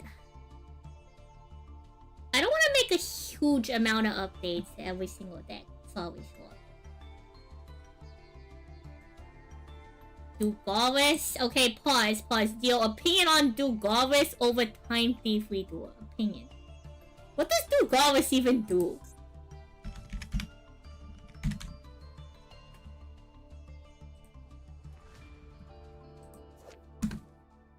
What indeed? A for maxes. You can need that 2 materials in this quad. Yada. I'm gonna be real. I think I actually prefer Time Thief redo. It draws 2 cards. This is such a bozo. We have Max Seed. Same card, chat. Same card. Same card. Less investment. Bozo activity. I'm now a Dugaris hater. This is just like worse, more anyway. What do you mean this card does anything? This card doesn't read crazy. This card reads that I could have made a better rank 4 XCs. Hate me. Hate me for this chat. I'm a hater of this card. This does absolutely nothing. I know, I'm being a hater. I'm being a hater. What does this even do? What does this even... Anyone who plays this is probably like a runic player or a stun... Y'all are just stun players. Tell me you're a stun player without telling me you're a stun player. I see you, Twitch chat. I see you. Y'all are just stun players. Oh, San, we don't want you people to play Malice in your community tournaments. Y'all roll up with Dugaris into stun. I see the future, you paleo players. Where's 4? It's fine. We don't need 4. It's fine. Okay, opinions on adding 4. Dugaris is Cross Sheep. Chat, Cross Sheep is a fake card. Unless we're playing Moki Moki. It's a totally real card, but like, you know. Fake card, chat. Fake card. Clearly. I am not a Yubel player. Making this very clear, I do not play Yubel. It's real in Yubel. Cold take.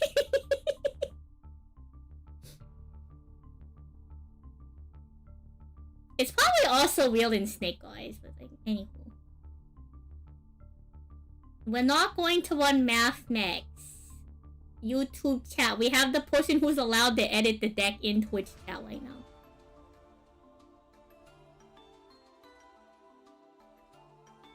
Okay, well, Sheep Ross also... Look, Aros dunks on penguins. If Aros is allowed to dunk on Penguin Brave, I'm allowed to dump on Cross Sheep. Alright? Eye for an eye. Anyway, so we going Time Thief Redoer or Dugaris? Pick one and send it. You get Time Thief or Dugaris. One or the other, your choice.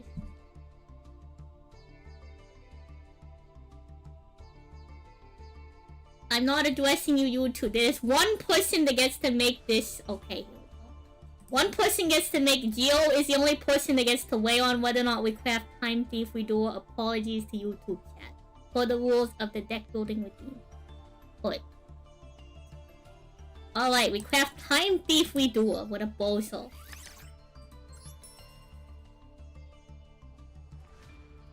Are we okay with the 1 Zaytan and 2 Black Layer ratio? Is that agreeable?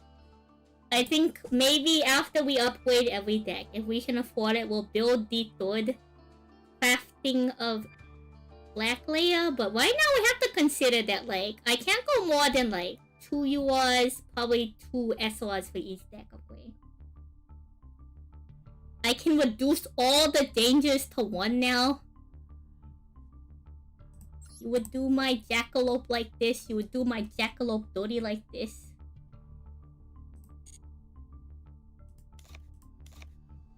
Okay, well, we need to keep a couple of them. Otherwise, like, how do we have enough... If we reduce every danger to 1, how do we have enough cards to play the deck?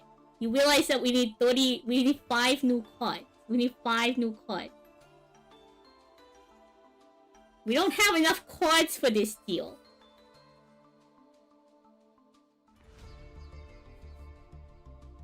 No! Even if we play the third one, that's still 36 cards. I'm putting them back in. Come here, you bozos.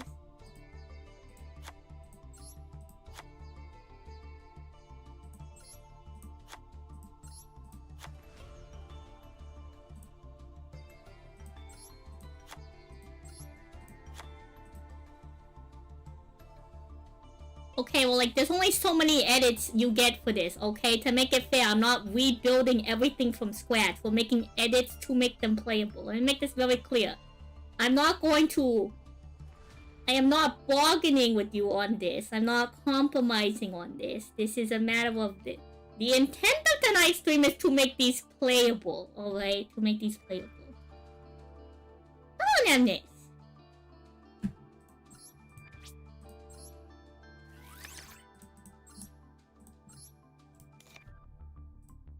Did we always have two Mothman? Did we always have two Mothman? You know what? I know the solution. If we leave and come back, I will know what we need to change. Okay, we always had two Mothman. Interesting. So let's add Time Thief Redoer. Let's add back these bozos. And we'll craft two black layer. Lame. No royals. Alright, there we go. The deck is now playable. We can move on. One Mothman? Fine. One Mothman. Goodness me.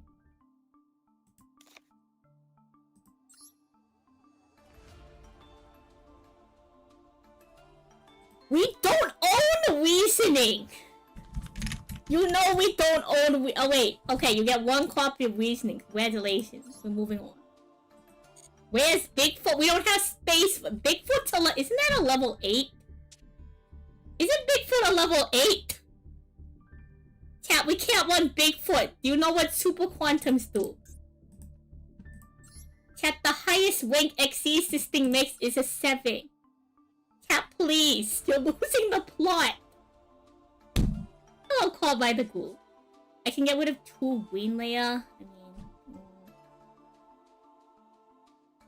I mean... we'll be fine. We'll be fine. Chat, it's a 42 card deck. Are you going to kill me over reasoning and 3 green layer? Come on. Come on. Come on.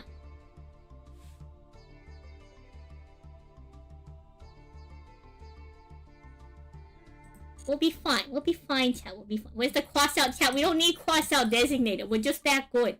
We're just that good, chat. We don't need cross-out designator. We will simply win, chat. We will simply win. We will proceed to lose, but ignore that. We will just simply win, chat. We will just simply win. Clearly. Yeah, it's a clutch, chat. It's a clutch. No, we keep the evenly. It's cuter song. I got royal evenly. It's cool song. Alright. I could agree maybe 2 evenly. Maybe 2. Alright. We are done with the super quantum discussion. Unfortunately, I don't think we have anyone else here that we can consult. However, in the meantime, we can do the quick edits. By quick edits, I mean either... You know what? YouTube, you make a fair point. You make a fair point. YouTube, you do make a fair point. Do I ever do a live? I don't really do replay. Sometimes I watch do a live. I don't do viewer duels either. You do make a good point on 2 evenly, 2 imperm. I think that is reasonable. You could go 2-2 on evenly. We're moving on. We're moving on. I've seen a lot of people use reasoning in here, actually. Surprisingly. I've seen it used in specifically paleo here. So that's like kind of a different beat. So Nemnis, to your point, I do see that crossout is essentially a 1-for-1 on call by in some degree. The issue is if you look at a lot of my deck building. So, look at Sally. Salad has Effect Veiler, Droll, Maxi, and Ash Blossom. And Nib. Now, Crossout and Cosmic. Crossout could reasonably... and Impulse. Crossout in this deck makes sense. If we go back to Super Quantums, Crossout in Super Quantums makes no sense. Because I only won 2 hand traps. Which is Maxi and Ash Blossom. So why I think it's more valid to replace Crossout in Salad is because you have actual target for Crossout. Mind you, everyone in the mother's uncle wants the most. Everyone in the mother's uncle wants Ash Blossom. I totally get it. But I do think that there is some theory to certain decks justifying Crossout more than others.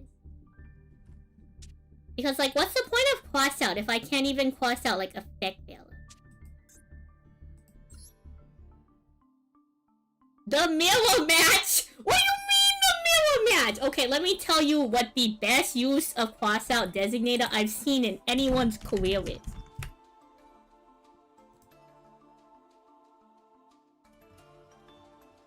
Oh, we already have Crossout. Anyways. So we get rid of one, the Call by the Grave, and we save the deck. The best play I have ever seen with Crossout Designator.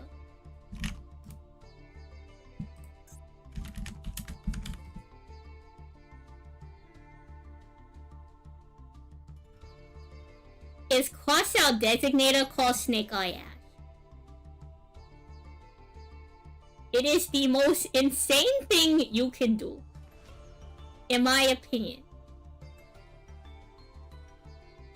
It is one of the most insane plays I have witnessed. Is Crossout Designator called Snake Eye Ash. Different meta, different time. Insane play. Yeah, no, chat. You're valid if you're afraid of common hand traps. I think that's fine. But I think there are certain decks that there's no point in me running Crossout in because I don't have the proper targets for Crossout. You want Crossout in Goatee. Not because you want... So chat, you want Crossout in Goatee, not because you want to stop their Ash Blossom. You want Crossout in Goatee, the same reason as why you would want Crossout in Mallet, to banish your own monster. You could have won one Outbash in every deck to grief random players? That's crazy. Like example, you want Crossout in Goatee because Goatee monsters have effects following the turn that they're banning. Like this is a tech use of Crossout. And also because we won the 1 Veiler, the 2 Maxi. It may come up one day. And the Impulse. I digress. There's certain decks that I think don't benefit having Crossout Designated if you don't have proper targets. But in decks where you can use it either for proper targets or for some kind of tech, then I think it's a little bit more valid. Judge me for my deck building, see if I can. Crossout Tundra. The most aura you can get from Crossout is Solemn Judgment. Tell me I'm wrong. That's pretty good. How often do I do... Like, you mean lives as in streams, by the way, Eric? Because I don't have, like, a stream schedule. If you mean about, like, live streams, pretty often. I go live a couple times during the week. Y'all will notice that I don't have a set stream schedule. That's because I'm a very busy gal. You build decks on how pretty the art is. That's valid. There's a lot of pretty decks out there. Because I have a very busy schedule, it's hard for me to consistently tell you when I will be live. But y'all can expect me to just go live indiscriminately. Expect me a couple times of the week, and when I pop up, expect me for like... The average stream is usually 3 to 4 hours. If it's a shorter stream, y'all will only get me for 2 hours. But you know, I will be around. I have pretty common streams. What's Tundra? Ah, it's Tundra. Tundra. It is Tempai Dragon Tundra, using Gold Sarcophagus to banish Lunar Light Kaleido Chip. If y'all don't know, this is a cute little tech that I stole from one of my friends, Twishy. And so, Lunalight Kaleido Chick works as a second copy of Santon Summoning. It just doesn't happen in the main phase. If your opponent doesn't know what Lunalight Kaleido Chick does, as long as you open Hydra, and you have Kaimin, or you have Chandra into Hydra, you instantly can win the game.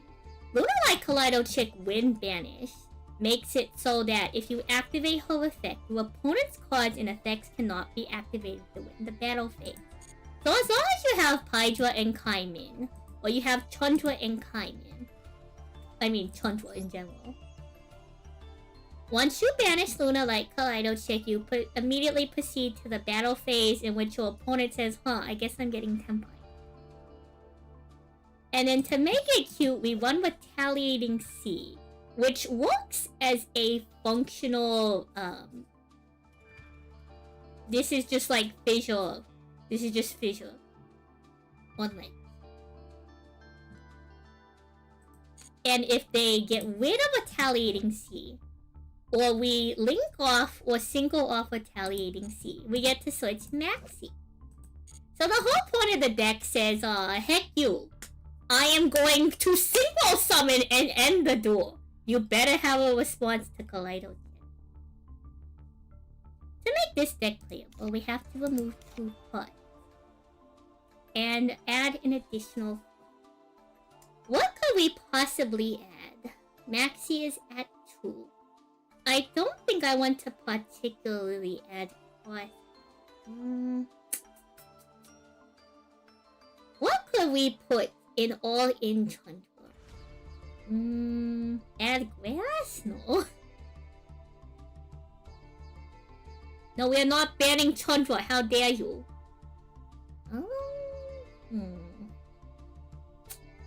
I suppose it's either like Lightning Storm, Raigeki.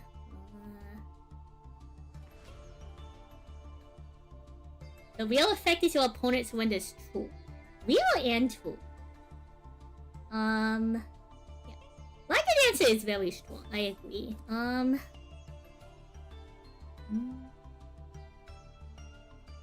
no, that's like the other problem with Chandra. It's like, ironically, like, you only need the Tempai cards. So every other, I guess we can go 2 Valor. Yeah, fine, no, 2 Valor, that makes sense. I think in some metas you could sub the Valor for like Duel or something. Skullmeister. I love Skullmeister. Yeah. I think this is a, you could take this into like any meta and probably reasonably do well. Alright. Chandra updated. Let's go. Terra King Salmon is pretty much completely untouched. Shout out to Terra King Salmon. Like I said, Velmonica is one of the most difficult ones for us to update. Because we either have to just accept that we're only running 1 Gamma. We have to either replace Gamma with Delta or take them out entirely. I suppose there's technically a world where we cut the entire Gamma engine and replace it with like Dominus. Oh, no, we can't run Dominus. We have both Lightning. We'll come back to Velmonica. I'm sure there's easier decks for us to update. Cross out. We're not doing this again. Stop making me run cross out in decks that don't benefit from cross out. You hate being across the table from Tempai? Fair enough. Oh, so slice. Thank you for the head packs. Let's see. How is Twigstar looking? Twigstar's basically still playable. We cut 1 called by. So our choices at this point is either we can sub in a Twigstar card, or because Alan's not around, we either go 1 more evenly matched or 1 more equal.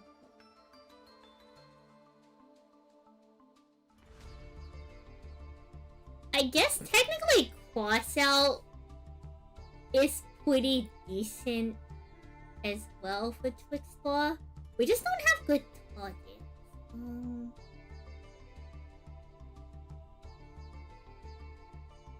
Oh, wait, they unhit reincarnation, right? Yeah, reincarnation was unhit. Technically, the proper play here was to up reincarnation. Because they finally unlimited Trickstar reincarnation. Impulm is better between the two, I agree. Though I think technically the proper line here is to up reincarnation. I think for the sake of Trickstar, I'm down to go one more reincarnation. I will make this call, even though Alan isn't around.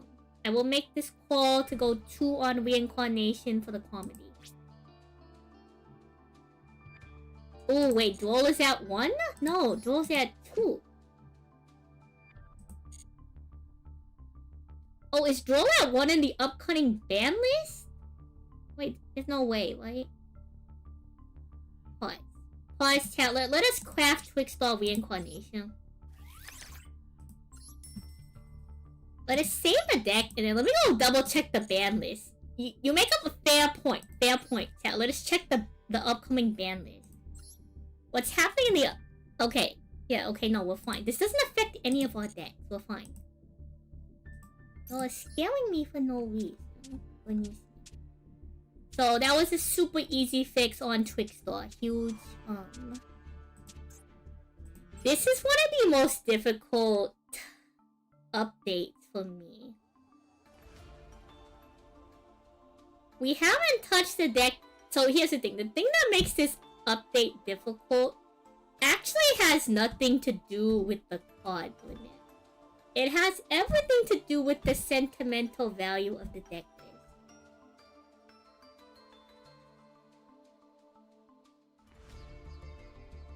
Because, like, Hedgeling goes crazy. If y'all don't know what this deck is Rescue Hedgehog becomes the entire Dragon Link combo. This is one of the favorite decks I've built. This deck goes crazy, chat. Goes crazy. This deck was built before they unhit the baby dragons, making that very clear. And this is while Gamma was still at 2. And the thing that makes it really cute is that if you Rescue Hedgehog banish itself and they try to Ash Blossom, you Gamma them because there's no monster on the field. And now you have 2 extra bodies to get out this pattern. Anywho. So we're not going to touch Hedgley. We can probably update Maya Quest here. Which is honestly looking like a pretty easy fix. We just cut 1 call bind. Like, we could have cross out, but again, chat, like, we only have 1 hand trap in this deck. So we're fine.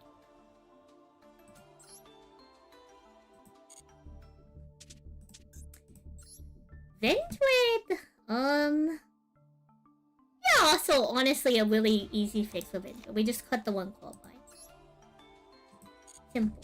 Simple. You still can't believe I made D-Link? What? What's wrong with D-Link? It's cool! You never saw a fully realized D-Link combo? It's because I don't know how to use the baby dragons. They mess me up.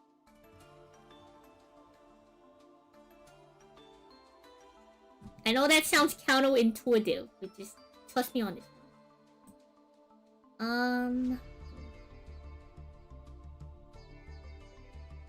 I have to ask Ali what he wants. It's probably going to be Time Thief we tour. But the problem is, what are we replacing Call by the Grave with?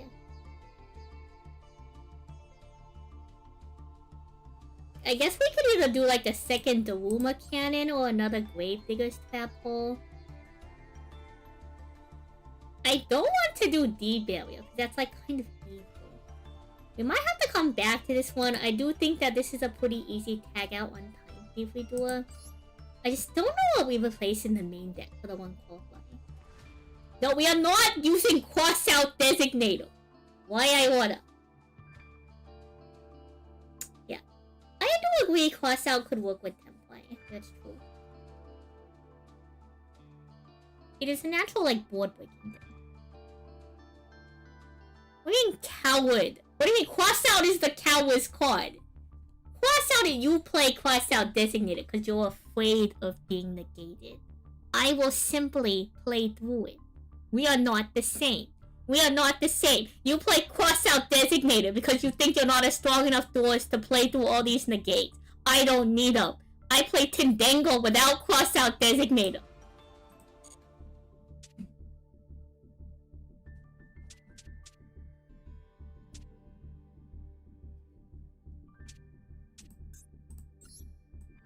Let me make sure that's a true statement. Okay, we added it in the most recent deck list, but anyway. Okay, so that's partially a lie, but I used to play without cross-out designator. Tendengo's different. I'm not gonna ban you from chat anyways. We're not gonna add cross-out designator. We don't need it, chat, clearly.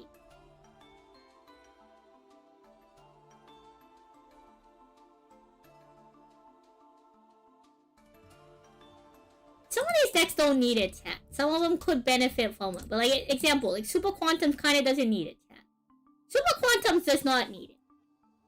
Super Quantums has real gas. Tendengo just continues to die in a hole because it's Tendengo. Posture check. Thank you for the posture check. See, Plunder Patrol doesn't need it, chat. Plunder Patrol has so much gas. We clearly don't need cross-out designator. We also only run like one hand trap. Oh, we want 2. Yeah, see along. We want 2. We want 2 hand traps. And like a board breaker. And call by. And 1 solemn for the culture. I'm aware that we could add the adventure engine. I prefer Plunder Patrol. Abyss Actors is chilling, kinda. The biggest thing would actually, you know, I think we need to add Typhon. I think Typhon. Okay, so we replace Baguska with Typhon. What do we replace Apple with?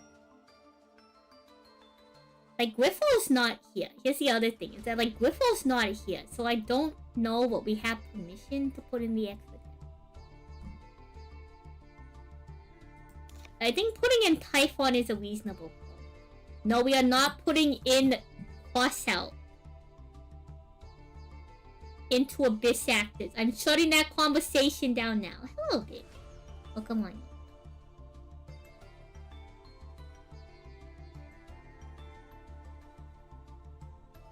So this is the only stream that you've seen, Eric. The theme of tonight's stream is updating these decks. I do duels. You're just not seeing them tonight. No, Zeus is already here. But the thing is, like, we're rarely getting... Well, okay, so we've run into a new problem, chat. How do we get to Zeus in Abyss Actors? Because before it was Bagusk, punch with Bagusk, go into Zeus. How are we getting to Zeus in Abyss Actors if not for Odd Eye's Absolute Dragon? I think we need to Macedor is bugging. Okay, when Macedor unbugs itself, y'all can see the client bugging right now. When the client unbugs itself, we may have to add, like... We might need Time Thief or something.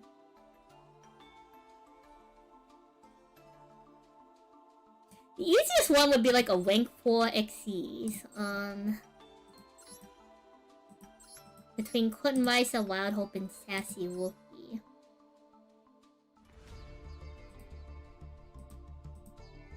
What if we leave and... Okay, now it won't let us leave. Okay. Pause. Okay, there we go. It fixed itself. Spectacular. We need another Xyz to turn Zeus online. I think for the main deck, this is a pretty simple fix. We go down 1 call by and we go up 1 more impulm, and I think that's like a reasonable fix. The extra deck, we need another card. I'm tempted to go crazy.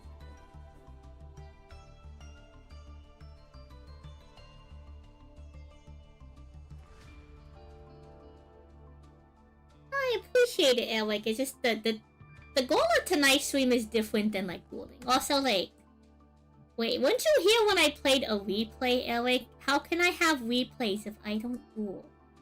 We don't need that, chat. How can San Sally have saved replays if she never allegedly does not duel? I do duel. SP Little Knight? Oh?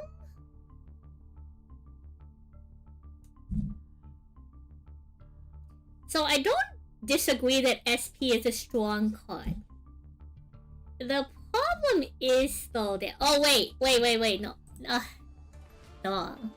Actually no. One of that card is dumb if we can't fit in the other card. So here's the thing. The reason why I wanted XZ Monster over SP Little Knight is because there's no point in running Zeus. Sky Thunder Double A Zeus. There's no point in running this card if we can't get an XZ Monsters to cheat it out. And I'm not going to rely on a 1 rank 7 XZ monster to be our only line to Zeus. Because we lost access to Bagoose, which is also like a very reasonable pass monster, it may unironically have to be the Time Thief we do it that we just built. I think that's the proper fix to the deck with Zeus in mind. Unless we are cutting Zeus, it's more important to get a rank XZ that we can reasonably build with the deck. The most common monster other than level 7 we want in the deck would be our level 4. So with that in mind, we are going to be adding Time Thief Redoer in place of what used to be Baguska in this deck list to make this playable again. Because otherwise there's no point in playing Zeus. You would cut Zeus and you would cut Time Thief Redoer to go IPSP. But because we want to do the Zeus line, we have to have an XZ monster that we could reasonably get into Zeus. Yeah. Have I ever thought about putting Cross-Out Designator into my deck? You know, Rebel King, you may be a visionary. I don't think I've ever heard of this concept before. Cat, have we considered adding Cross-Out Designator? That's crazy. We're not adding Cross-Out Designator. Anyway, next step. I think we already fixed Salad, right? We already fixed Salad. Yeah, we fixed Salad.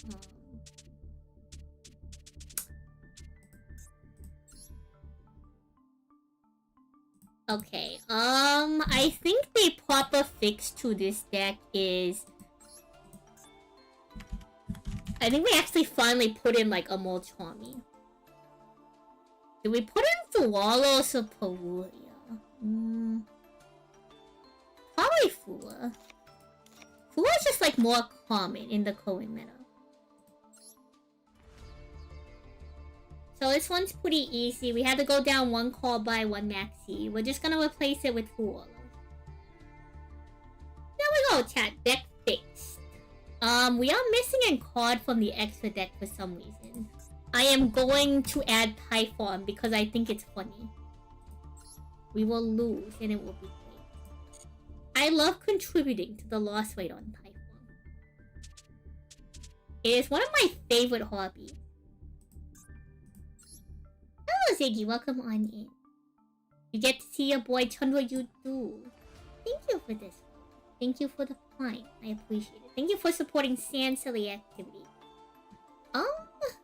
Okay, cool. Yeah, goatee's fine. Sick. No changes on goatee. What do we have to do with Utopia?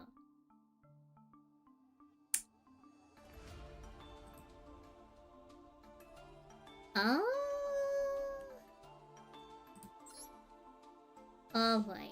So we have to... I'm going to make the executive decision on the 1-1 for Time Thief for Bagoose. We're never gonna make Time Thief redo it, but whatever. We'll cut one called by for...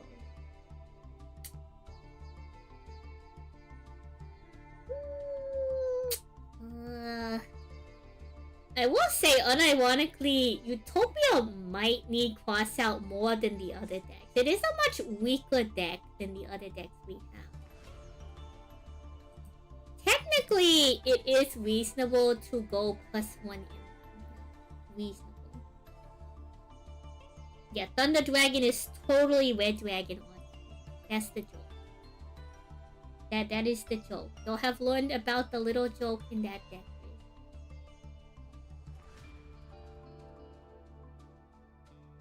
Gaga. No, that makes far too much sense, chat. Far too much sense. That makes far... How much is Gaga?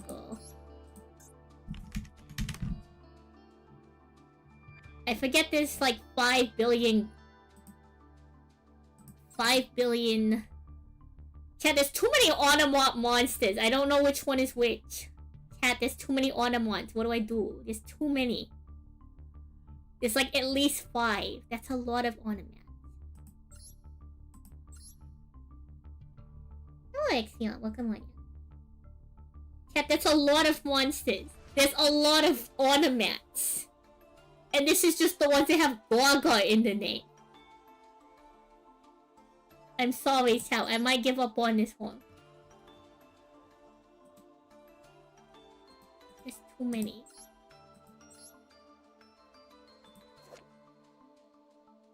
I am kind of down to craft this one.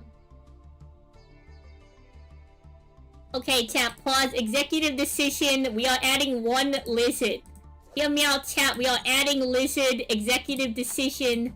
I am not taking any opinions at this time. We add 1 lizard. Lizard. Chat. Lizard. Lizard, chat. It's the time for lizard. We're so here for lizard. What do you mean add all 3? We don't need all 3 lizards. You can only use the effect of lizard once per turn. It's fine. 1 lizard. 1 lizard.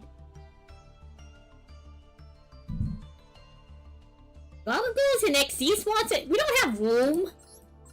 You tell me to replace Time Thief, we do a... That's pretty darn good, I'm not gonna lie. But like, lizard. I need it in the opener. Max consistency. I give you 2 lizard. Take it or leave it.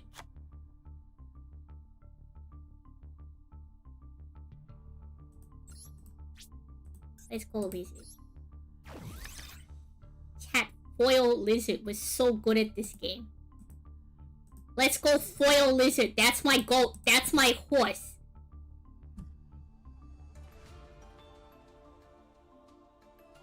Unfortunately, I don't have a Discord command for YouTube, but I can copy the one from Twitch and give it to you. Oh, Shane, welcome on. Good decision. 2 lizard. Take it or leave it. I see the opinion on Gaga Girl. I think if I played Utopia more often, I would craft it. I will say that we probably play Utopia like twice a year.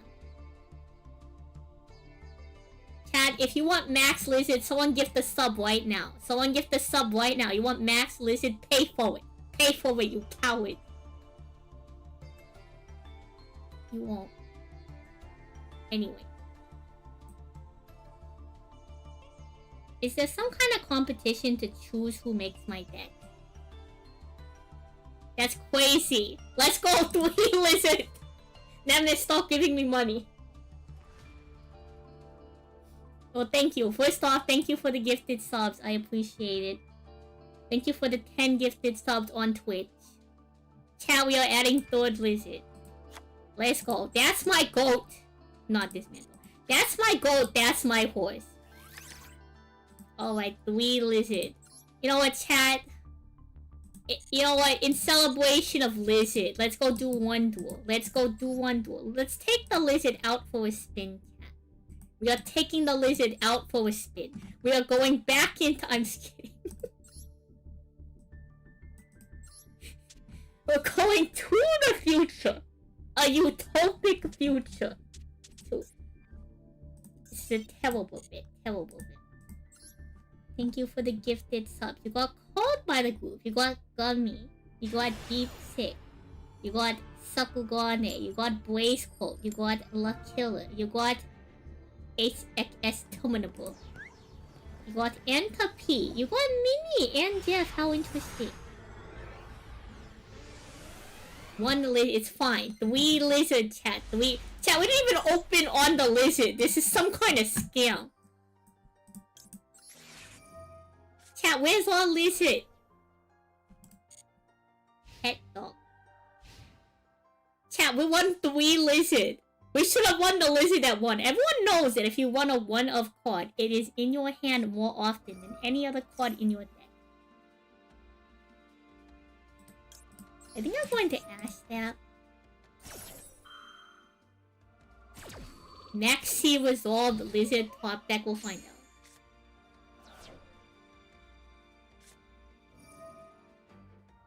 Oh, interesting.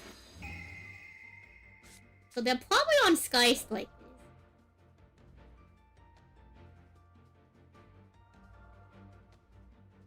The fact that they haven't played anything is a little concerning.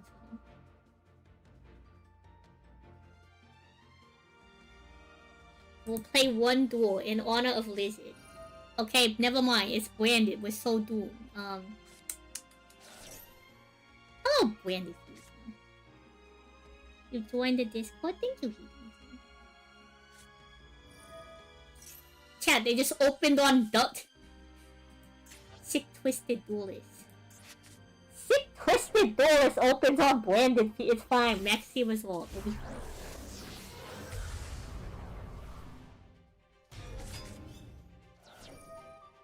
Chat, where's the lizard? That's Astrotopia. What does this even do? Such a terrible experiment. Chat, we invested in 3 lizard. Where's the lizard? Chat, that's Onomatopoeia. Chat, where's the lizard? We're losing the sauce, chat. We're losing the plot. Where's the lizard? Where's the lizard? Thank you for the hype. Chat, they have Mirror Jade. Where's the lizard? Chat, this is Wake Up Zextor Force. Chat, where's the lizard? I know we should have won that thing at 1.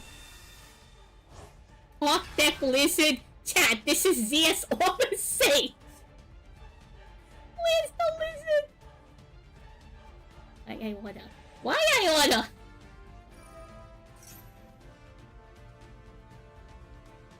Am I winning? We'll find out on this top deck. Chat, where's the lizard?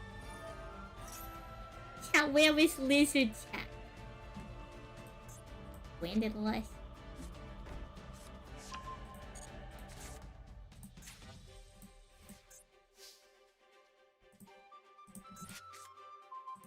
Okay, cool. We can turn off Mirror Jade.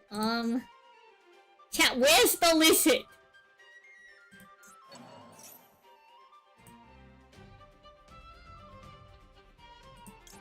Chat, literally, where is the lizard? Come on, where is the lizard, chat? What do you mean I didn't believe hard enough? Where's the lizard? I'm telling you, if we ran it at 1, we would have opened on the lizard. The lizard's at the bottom of the deck. Oh, yeah.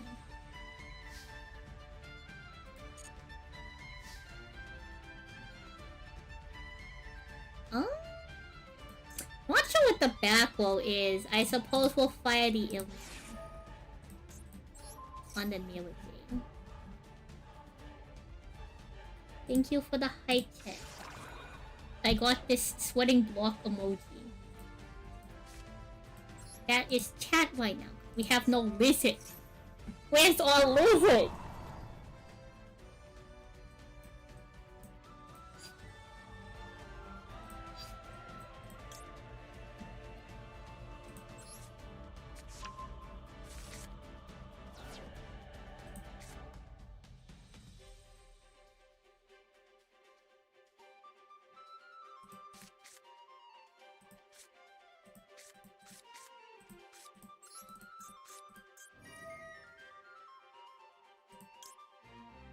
Oh.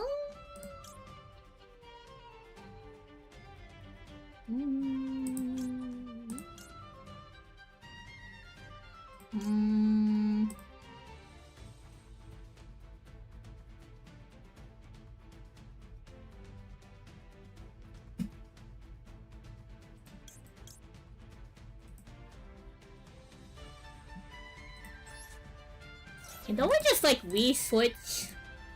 We just re-switch it, right? YouTube and probably some people. But you're about to witness what I talk about my game bugging. We're going to have to wait for the game to catch up with us. And once it unglitches, we can finally switch the monster. In the meantime, our game is going to continue to bug out. The timer looks like it stopped, but the timer will keep counting. So in probably 30 seconds, when this bar begins to lower itself, the game will... How do I choose who builds my...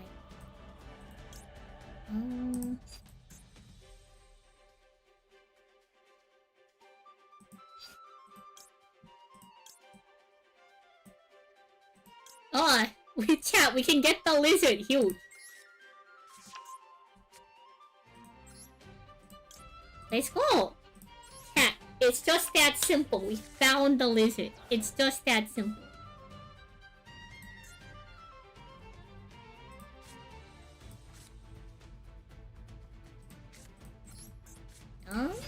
We will find out what the backroll is.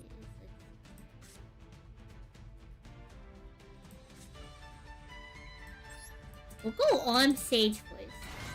Then we'll go Lizard.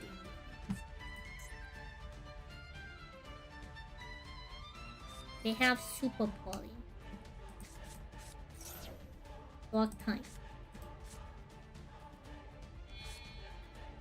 I think we lose now. I suppose we can go Typhon or something. I don't even think we can go Typhon. I think we just lose now.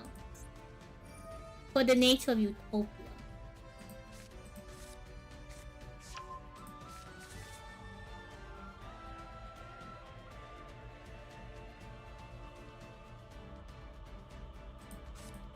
Alright, cool. Well, thank you, Lizard. It's nice to see you. I wish you were in the opening.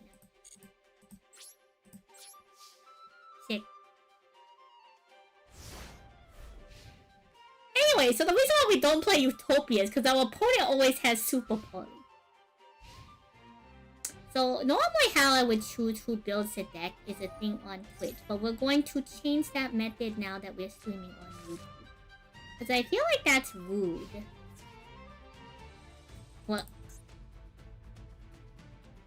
Why did you go Battle Fate? What kind of sick, twisted duelist? You have lethal on board. What kind of sick, twisted duelist? God, I hate playing it. Anyway. I'm not playing the Dodo Do Warrior. It'll be fun.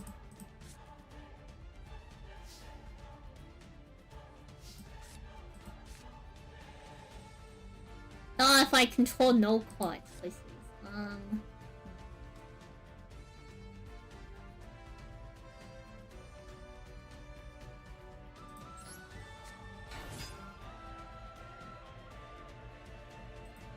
Oh,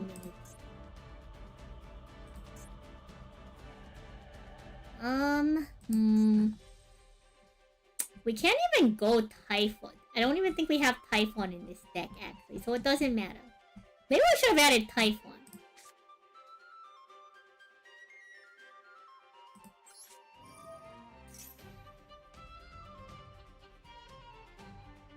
They're going to Mirror Jade banish our Gaga now. Oh, okay, interesting. Interesting that they didn't do that.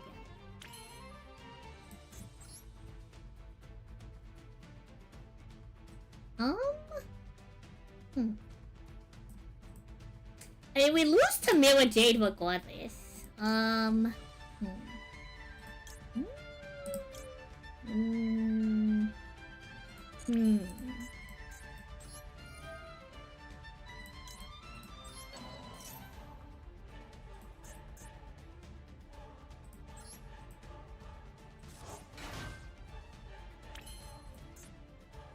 Interesting.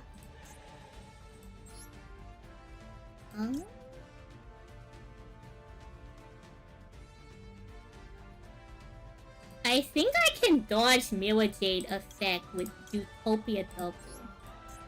I could be wrong with this statement. But I think if we do this correctly, when Mirror Jade begins to do whatever it's doing, we can bring out Astrotopia and attempt to go into a separate Xyz monster.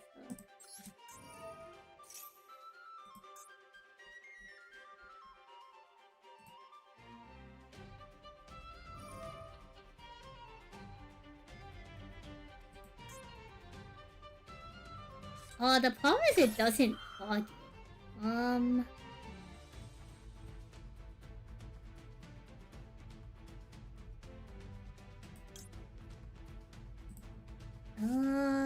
Let's...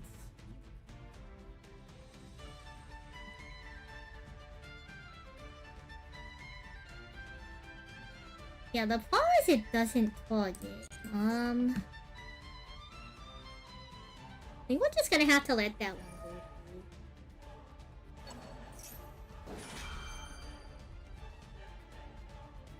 through. You've wished me before. I mean, I like to sit in the gold and platinum. So I suppose if you play in gold and platinum, you might. Also, welcome on,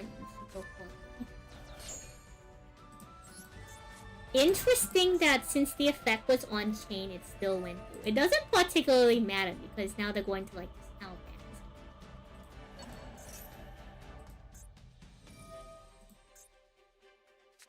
interesting to note though, interesting to note.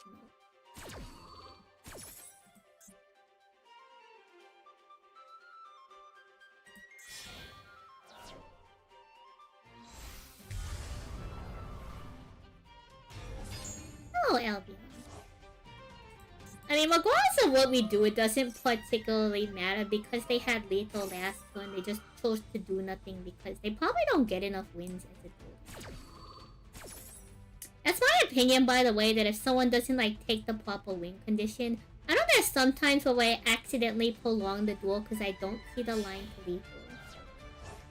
But when there's like clearly a line to lethal because they could have just put their two like defense position launches into attack, it clearly shows that they just don't win enough duels. So they feel the need to like continue to combo because they never find themselves in a position to actually like do anything with that deck in the average. Which I suppose more power to them or whatever. I'm just not a big fan of it because it feels like kind of like a waste of people's time.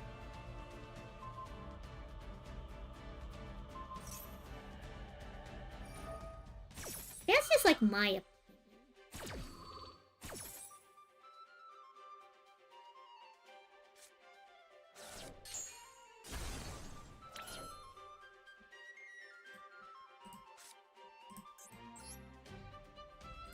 Ayo, pause? Tab, we get to draw one card. This could save us. This could really save us. Tab, pause. The one card draw. The one card draw might actually matter. Because Utopia Double is still online. And they presented on one... Oh, man, this does absolutely nothing.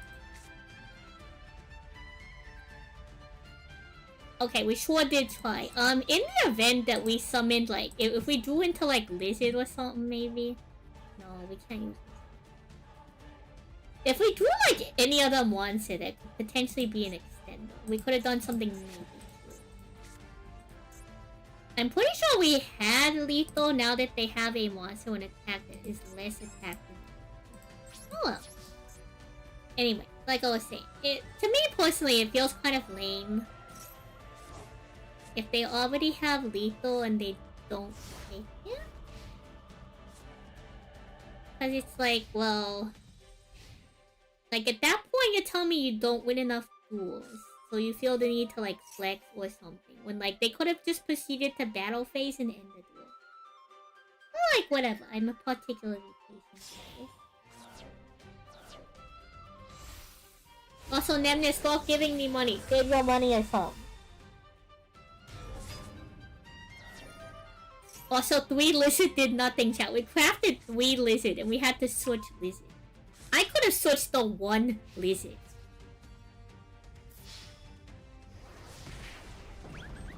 One lizard would have been fine. If anything, this duel proves to me that we could have gone with... We could have gone away with one lizard with little to no issue. And the only reason we lost this duel was super poor.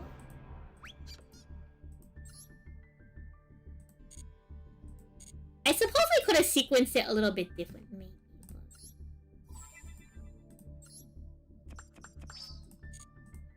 Anyways, back to the deck list. Branded players are a different breed. I think this is like the third branded player this month we've played that has opened Super Poly. In fact, one of them Super Poly'd us twice. It was crazy.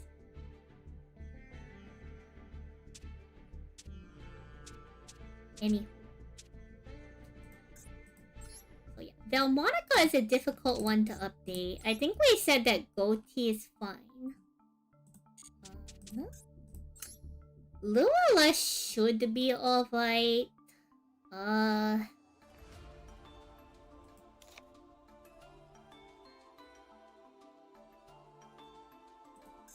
They took out they banned the wind barrier statue, so like this deck really isn't as strong anymore.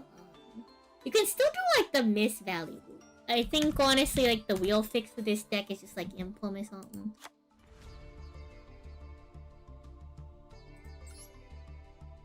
Or like Impulse.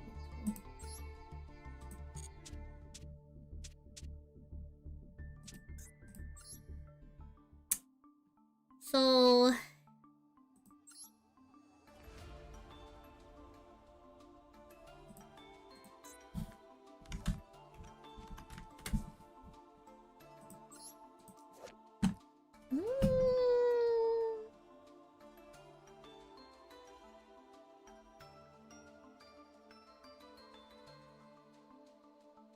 I guess if we have Weevil in hand, this allows us to pitch and reset Weevil.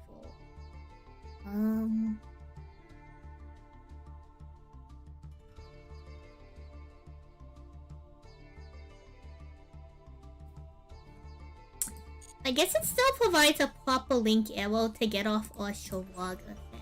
Off the Weevil. I'm not sure if I'm the biggest fan of the Griffin. We would need permission from Tommy on Nightmare Griffin. Tommy was here earlier in the stream, so I think what I'm gonna do is I'm just gonna ping Tommy in the Discord and ask if there's a better card other than Griffin. Like, here, let's look at our, like, rank 4 Exceed. Or not Exceed. Links. So let's look at our, like, higher level ranked links that we can look at. We need to replace Apple. Now, whatever replaces Apple doesn't particularly matter. Like, another issue you do kind of face is that,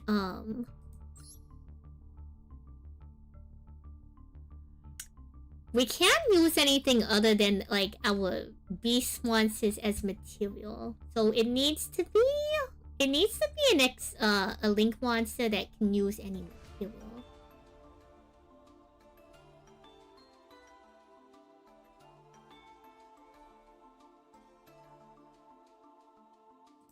So, like, Apple was a good end piece because that lets you link off both to switch Weevil.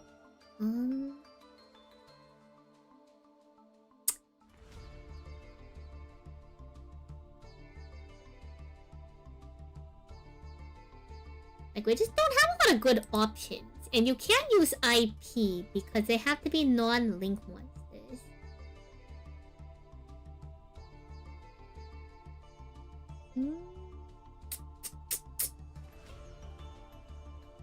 Like, Apple was a decent answer because, like, it also, like, you know, it also lended itself to be in the game. So.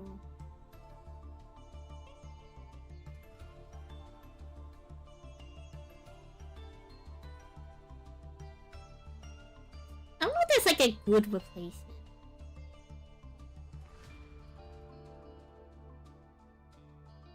Thanksgiving was stressful. Guests did come over.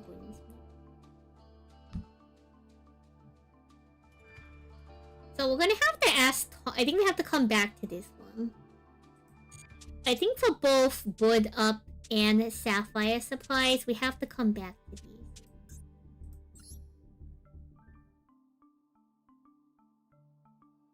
But we have the same engine here, where we use the Tri-Brigade engine to go into Apple, into Weevil. Then Weevil gets us Chirag, which we use with our Albaz to go into Mirror Jade if we don't already have the Saugus lingering.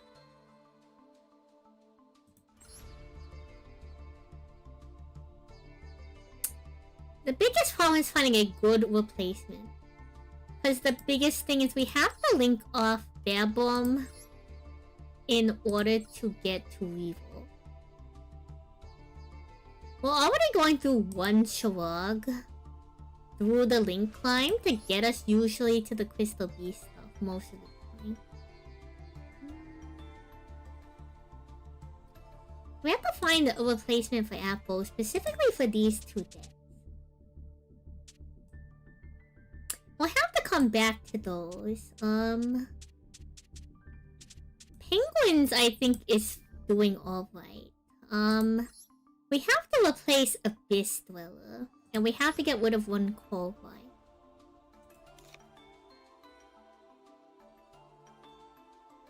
Penguins also probably need to cross out because it dies to Ash Blossom, but...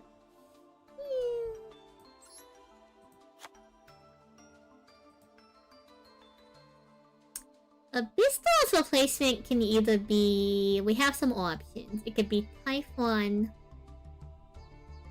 It could be a second Stealth Cloggin Spawn.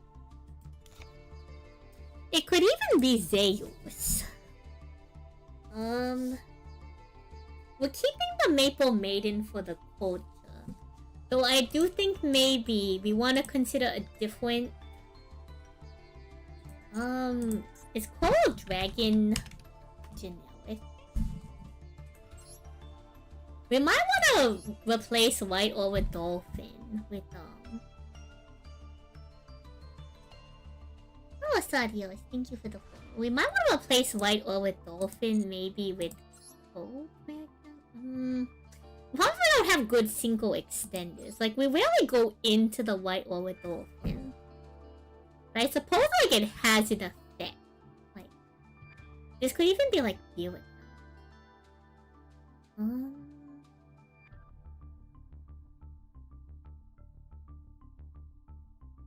Whole Anemone isn't like terrible here either, I suppose.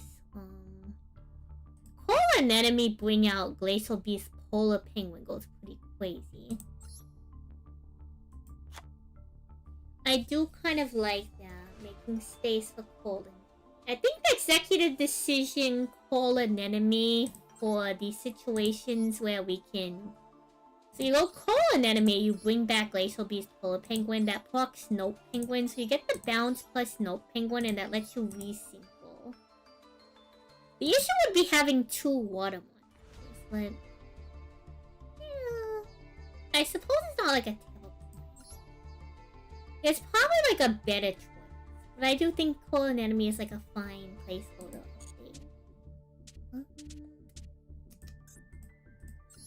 Backlight.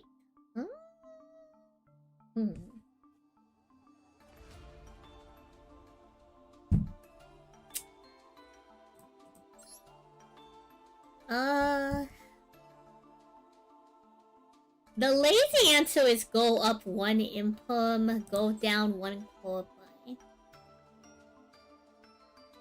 I think the real answer...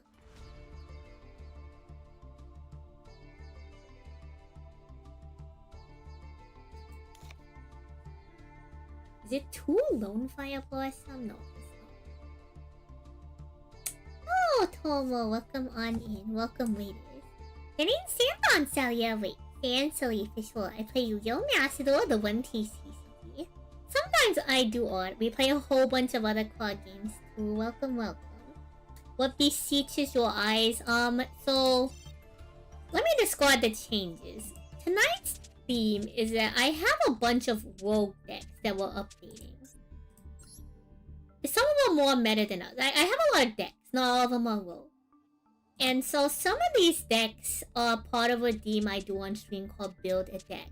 Where someone picks a deck and I build it on stream. And we have to update them because it's been a long time for some of these decks since we last played them. So there's been a lot of updates. And so with recent hits this past year to Pot of Prosperity, Callby, Bagusk, and Abyss Dweller. Also a limit on the Cypher and Gear Gamma. Some of these decks need a little bit more updating than others. Some of these were really easy, like cut one Callby and it's still like a 40 card deck. Some of these need a couple more updates. But per the rules of the Redeem, I can't really make big changes without approval. Like, some of these were really simple. What's a good example?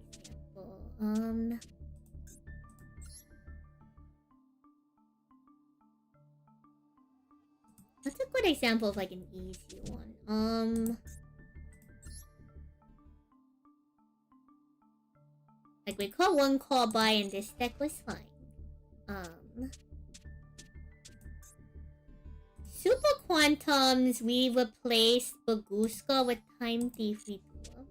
So some of these were a lot easier to update than others. Other ones... Why, sorry. I got some phlegm. First off, let me shout you out.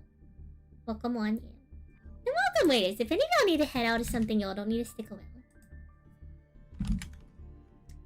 How are you, by the way? How was your stream? I hope you're doing well. Then y'all need to head out, get a snack or a drink or something. Y'all don't need to stick around, you know. Y'all are welcome to hang out. I appreciate you sharing your community with me. Some of the decks are not as easy to update. So like Gold Tea, we didn't need to update at all. Monica is a hard one for us to update because we need to replace multiple cards. We need to replace Baguska, Abyss Dweller. We have to replace Apple. It's hard to justify Gamma staying in the deck at once. We may have to cut the entire Gamma engine. On top of it, also like... So sometimes the decks are as simple as if I get rid of one Callby, we can save the deck. The problem is there's multiple cards that are banned from the main deck. Which means I'd have to put more cards into the main deck to make up for it. Which I was thinking for the most part, we could just put in the Mochami. But some edits are a little bit more difficult because they involve core parts of certain strategies. An example would be some of our other decks like Sapphire Supplies. So Sapphire Supplies is an engine that makes use of the Tri-Brigade and Crystal Beast engines to first go through our Xyz line, make a setup for Tri-Brigade Revolt, and then end on a board that bridges into Branded in order for us to play Branded on our opponent's turn, on top of also setting up Tri-Brigade Revolt. In order to get out Tri-Brigade Revolt, you need to be able to link off Bear Bomb, but this needs to be the last thing that you do in the turn. Because once you link off Bear Bomb, you cannot summon anything for the rest of the turn except for Tri-Brigade monsters. So Apple is a pretty good line.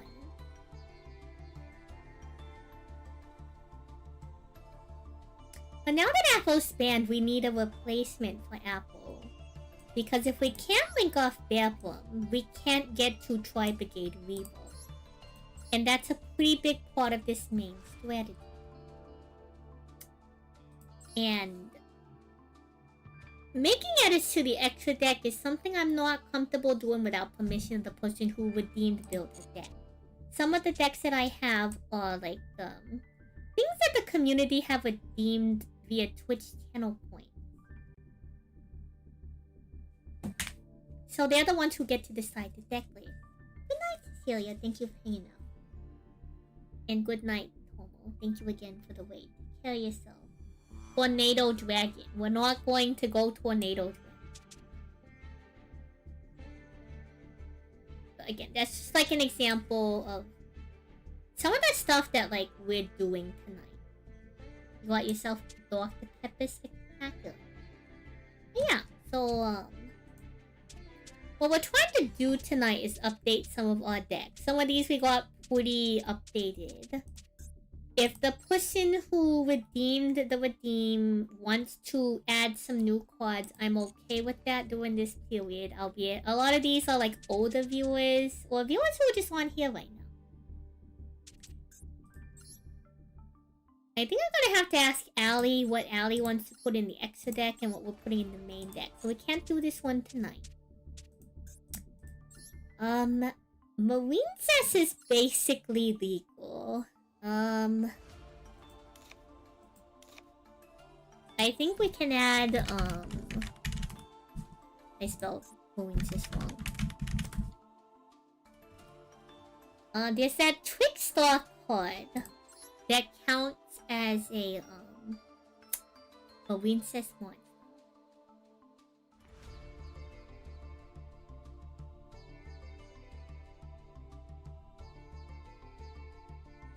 And this is the proper update to this deck. I'm not going to do this yet to make the deck legal. Because the crafting materials I would rather put towards, like, viewer deck. This is my own personal deck that I built. And we haven't played Marine Cess in a long time. So we're chilling on the Marine Cess. Good luck out there. Thank you, sir.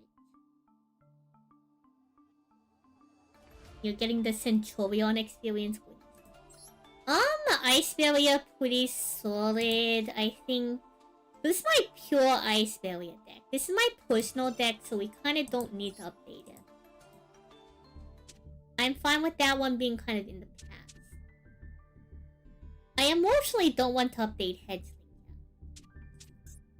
yet. Moki is I guess was a lie.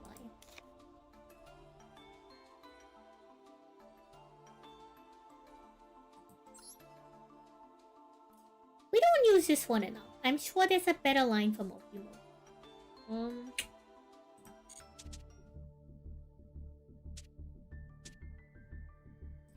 We need to ask Rob what they want to do for the main deck on Rika. Because we need to replace Called By. A proper replacement is Impulm. I think another valid replacement is probably like a second Lone Fire Blessing.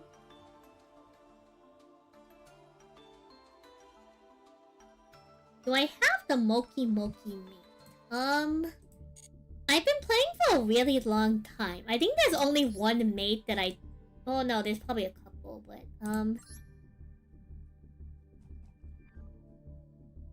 So I have Pot of Greed. I thought I was missing Shard of Greed, but I guess I have both.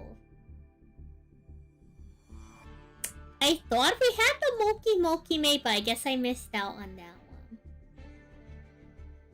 So I guess that is one I'm missing out on. We have Pot of Greed. I guess I don't have Moki. I think the time Moki was out, we were too busy to finish the, what's the word?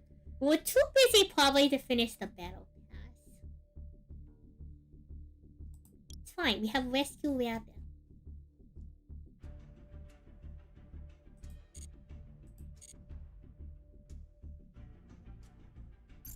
Apparently we have Marshmallow. Do we have Bonfire? We have Bonfire, right? Yeah, we have Bonfire. Wow, that was crazy. When they added Bonfire as a mate... Bonfire as a mate is one of the most questionable things I think they've done. It's kind of fire, though. As the kids say, I think in retrospect, Bonfire as a mate was a crazy concept. I respect it.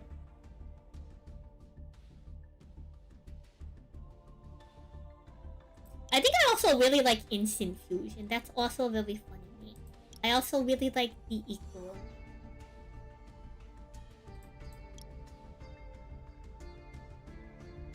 Marshmallow only deck? Oh god, no. Oh, not the Marshmallow.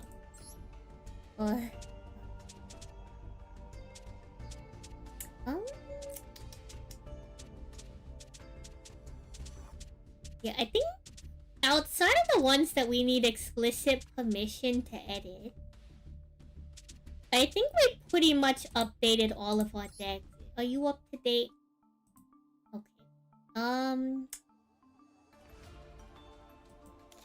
Down 1 call. No abyss level.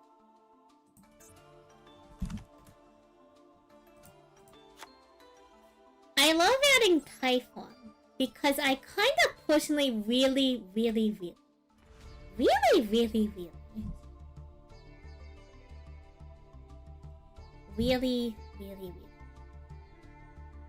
love contributing to the loss rate on Typhon.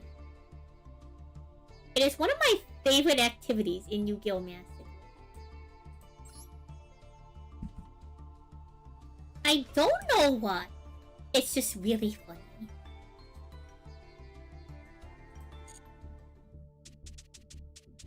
Alright, OT unchanged. I think that's pretty much everything that we don't need explicit permission to update. So we can't update Valmonica yet. I think I want an opinion on Rob for the weaker deck.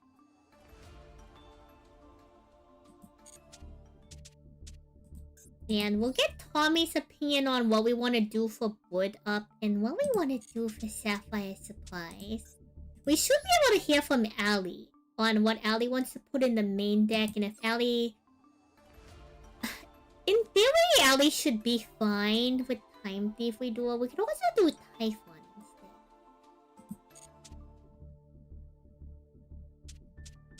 My main deck ones are non-exclusive.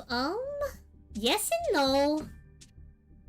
Like I said, some of the changes were really easy for the deck list. Like, take going down 1 call by, that's a simple change. If you see any of these deck lists that have like a dash or a like parentheses, and it has someone's username next to it. This one too.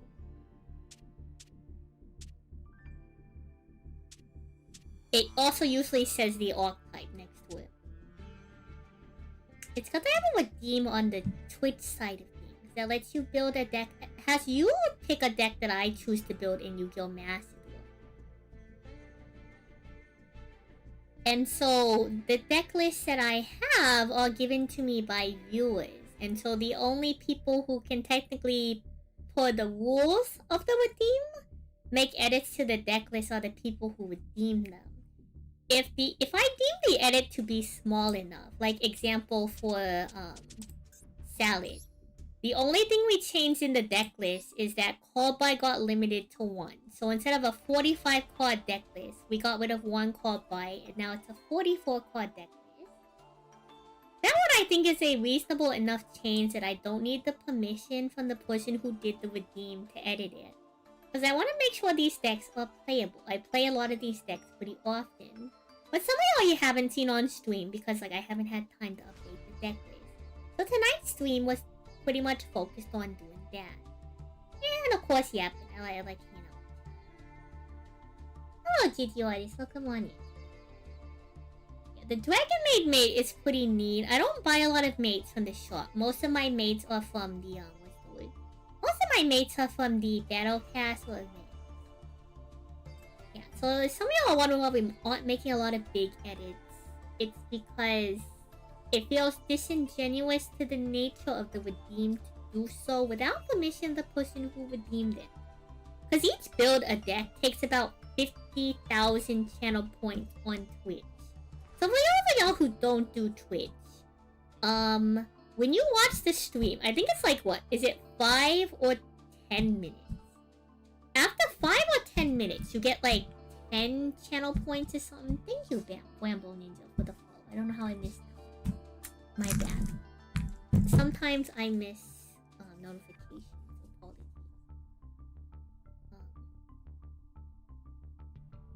How long do I keep a viewer deck for? I never delete them. I never delete viewer decks. I used to have a lot more decks that I built myself. I've probably gotten rid of like 10 decks that I built myself to make space for viewer decks. It wasn't until this year in Yu-Gi-Oh! That they added more deck slots They used to cap it at like, I think like 25 decks or something. So they added new deck slots. So I was able to open more slots to build a deck. But it like... For the longest time, I had to compromise on a lot of decks that I built myself. So there's a couple decks here that like, I play more decks than what is listed. But some of the decks that I personally built myself, we've gotten rid of since. I used to play primarily water decks, so there was a couple more water decks that I had. Like we had like a low power Atlantean at some point. Like we had a Mermail list before the new Mermail stuff came out this year. I had a Mermail list in like 2022. So we got rid of a lot of deck lists to make space for the build a deck redeem. And now that we're streaming to YouTube, I realize that people on YouTube can't really gain channel points like people on Twitch do. Do I prefer the decks I have now or the ones beforehand? It's kind of like a complicated question. I think I like both. Another reason why I do the build a deck redeem is that like... So I choose... Let me make this really clear. When I play Yu-Gi-Oh! Master Duel, I choose to stay in gold and platinum. This is a decision. An active decision. I am a good enough duelist that if I put in the time, I can get to a higher rank. The reason why I don't is because personally, once you get to a certain rank, the game isn't as exciting and isn't as fun as being in, like, Gold and Platinum is a really good rank, in my opinion. You'll get a very mixed bag of, like, different deck types. And at this level, I'm able to beat people with my rogue decks pretty reasonably. Without it feeling like I'm completely dunking on them or something. And so, likewise, it gives opportunity for my rogue decks to kind of play with, like, the higher level, like, the meta decks at the time. I think we've been Fiendsmith with Tindangle. For those of y'all who don't know, my main deck is Tindangle. If you've never heard of Tindangle, please don't play it. It is a flip effect deck that only has one extra deck one. It's not good. This thing comes out with 0 attack. It's very obscure. It's very niche. But I like playing all these different decks. And I appreciate Yu-Gi-Oh! Decks as a whole. I appreciate different playstyles. I play a bunch of different decks. So I like to redeem because it allows me to see different kind of decks. And I find it very neat to learn different decks. And it usually lets me appreciate a lot of different types of gameplay. Like, I play very mid-range control, so picking up Abyss Actors was super fun. If y'all ever see me on Abyss Actors, I'm actually a really good Abyss Actors player. Is the deck very good? No, but like, it's cute and it's fun. It's very different from the other Pendulum decks that you see. So I think the answer is like, I like both. I like the other decks that I had before, but I also appreciate a lot of the decks that people have me build.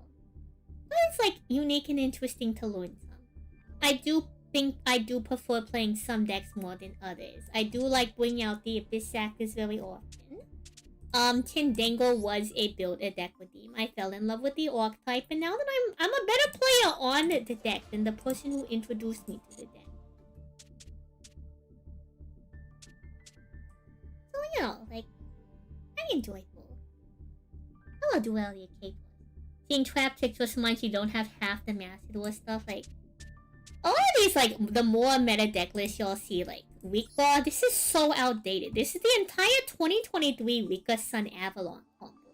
I know how to do the entire 2023 Rika Sun Avalon combo. But, like, it's super outdated, because now there's, like, the Ragnar stuff. Like, even the Trap Twix list is super outdated.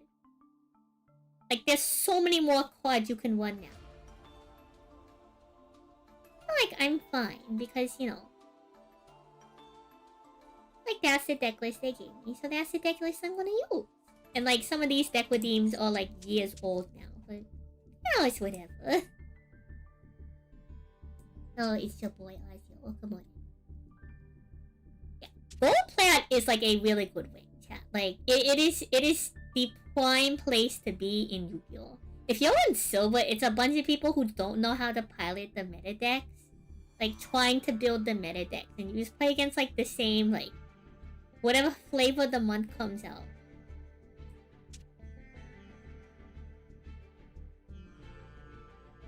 You wish they would make relevant Toon support. I mean, Toon is in an interesting place. Because I think Toon has had, like, its decent support. I think the problem is the game has just gotten faster, you know? 40 card plants. Yeah, old school 40 card plants. In my opinion, by the way, chat, I'm the kind of person that goes Dancephony every time. You will win. You will hit, chat. This is just chaos. This is Paprika Dragon. Chaos ruler for plants. You always go Dancephony, chat. You will win. You will simply win. Surely. Like, you know, you can do the regular combo, I suppose. But like, chat, just high roll. Just high roll, chat. You will simply win. Rest in peace, Chaos Ruler.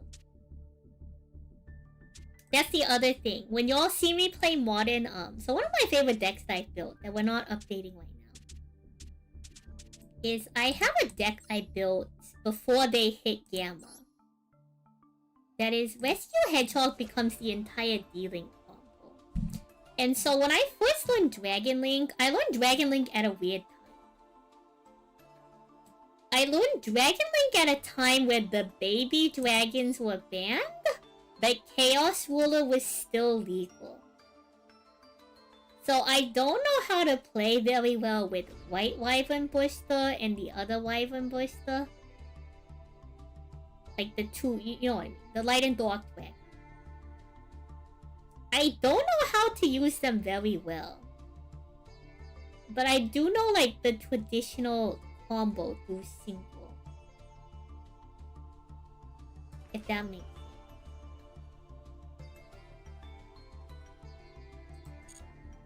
So you see me fumble on those dragons. In my defense, when I first learned the deck, those were banned. And then they unbanned them. Good times, good times.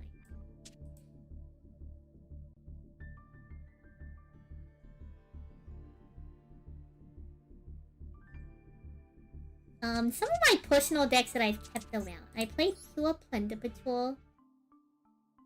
I know you can mix Plunder Patrol with a lot of different cards, but part of me does, like I said earlier in the stream, really enjoy playing certain decks. I'm a big fan of Penguin.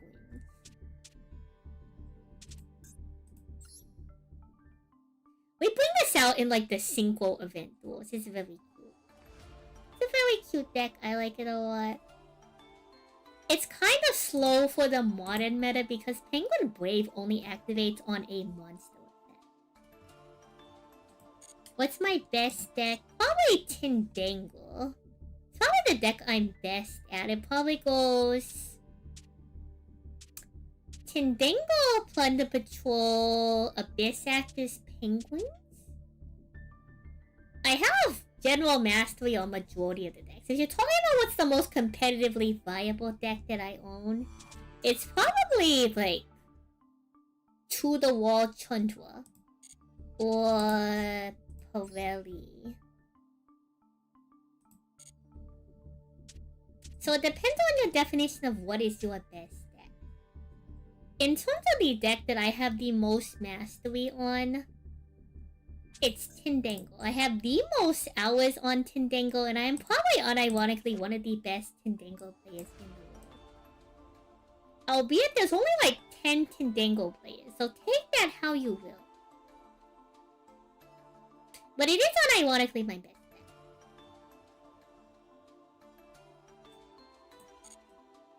Actually, the funniest thing is that I didn't know who he was until after I started playing Tindangle.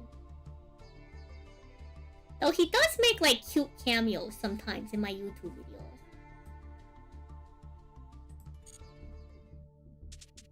Yeah, Plunder super fun. So I started playing Yu-Gi-Oh! When Master Duel came out. So I actually don't know a lot of like... I'm familiar with them now after the fact because I've been in the Yu-Gi-Oh! Community. But I didn't know who a lot of bigger like Yu-Gi tubers were until people told me about them.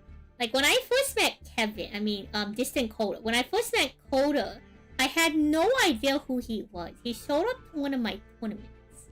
And everyone's like, oh my god, Sam, look, it's Coda. I'm like, who is this guy? Who is this guy? And now we, like, sometimes I'll see him do a list or stuff. I also have, like, a cool deck box because of it. That's, like, interesting, but... Oh, Warcraft Taker, welcome on in. Like, that's, like, neat and all, but, like, I had no idea who he was at the time. I was like, oh my god. And then, like, Walk? Oh my god. God bless his soul. Our good friend Walk Carlos. She had to explain to me who he was. Like, we were, like, commentating the tournament. And she's like, oh, San. So, like, he's the reason why Bish Balkan is banned. I'm like, what in the Ava man? He's a Bish Balkan. And then I also learned what a Bish Balkan is. There's a lot of, like, Yu-Gi-Oh! Stuff that I might not always know about. Because I didn't start playing Yu-Gi-Oh! Till Master Duel came out. But learning about Yu-Gi-Oh! History is always really interesting. No, MBT's super cool. Congrats to him and his wifey. They just had their kid. Julian's so cool. She's such a girl. Super neat guy. Very fun couple. More power to them. All love to them and their family. I hope I'm doing good. I think we're doing pretty good. I think we have accomplished tonight's goals. I think the only decks we can't edit for like proper rules.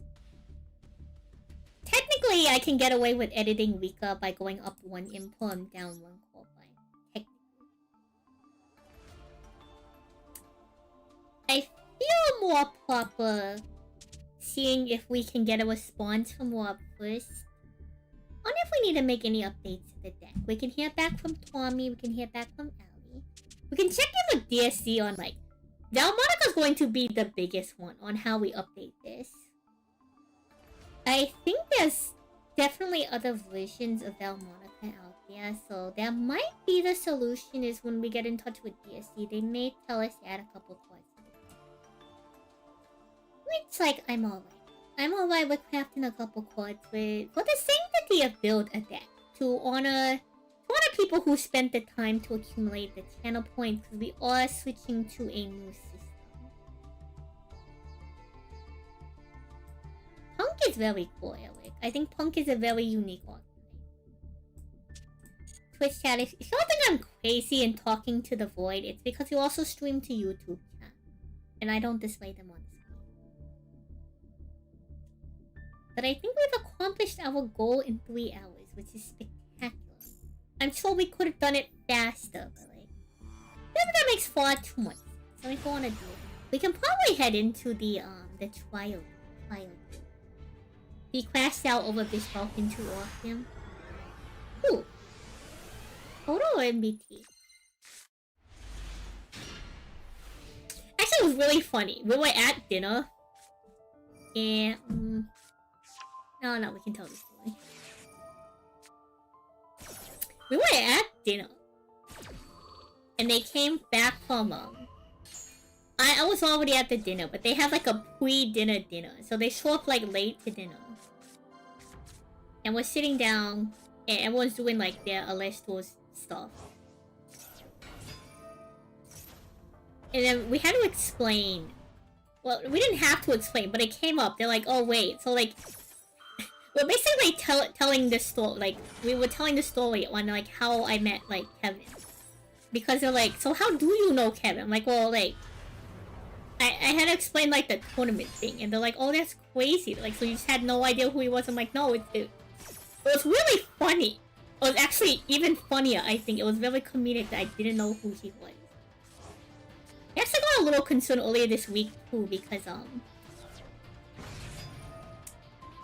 So I've used my Yu-Gi-Oh box, my Yu-Gi-Oh deck box, for Celestial stuff. So I need a new Yu-Gi-Oh deck. We're picking up a new Yu-Gi-Oh! Oh my god, that's evil. Anyway, we're getting a new Yu-Gi-Oh deck box. And he was worried that we were retiring the Bish Falcon box. What we don't know is that the Bish Falcon box is supposed to be for One Piece. It's supposed to be for when we go to our One Piece tournament. Which, you know, that had a decent one. We took it all the way to National. And now I use it for my Celestial Straight.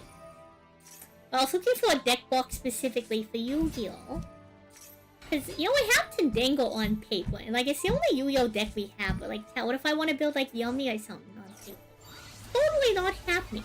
But what if I want to build another deck on paper? So I was asking around, like, so do you all have, like...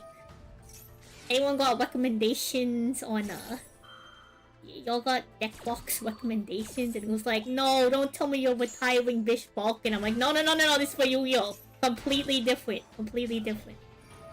I play a lot of card games. I need a lot of deck boxes. It's like, worst case scenario, I suppose, chat. We can go back to the yield.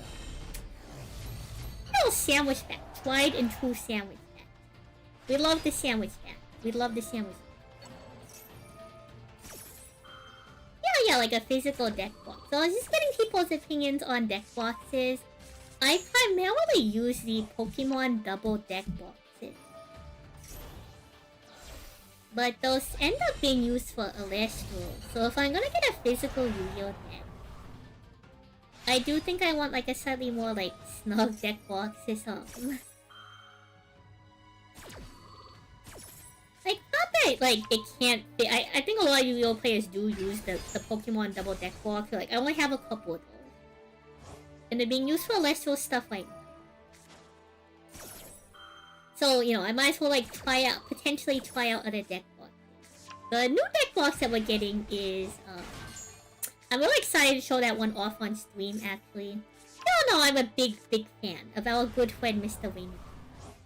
Oh, let's take this. Welcome on.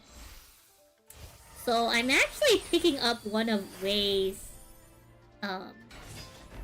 Rising deck box.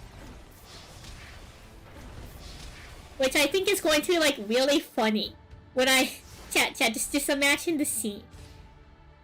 Local random rogue deck player rolls up to local with a Yu-Gi-Oh! World Championship, like, I think it's a World Qualifier deck or something. Like, high-level Yu-Gi-Oh! Qualifier deck box. And then I immediately take out Tendango. It's going to be hilarious. It's going to be so funny.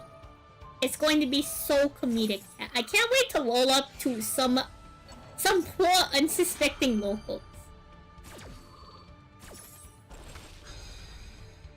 And they're going to be forced to play against Tendango. It's going to be great. It's going to be spectacular. It's going to be the time of my life. It's going to be great. I'm going to have a wonderful time. I don't know about y'all. It's going to be amazing.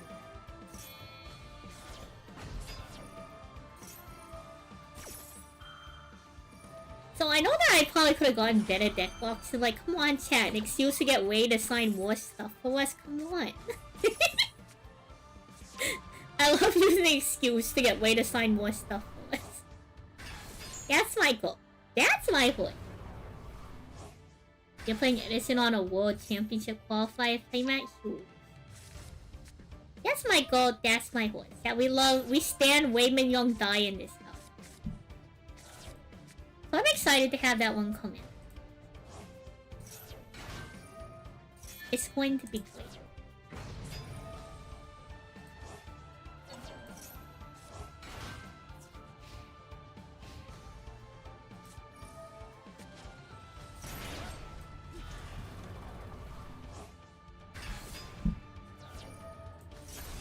I think I'm gonna have a good time. This is a really long replay. I'm kind of impressed with how long this replay is. Like, I know it's only been 4 points. But this is a really long replay.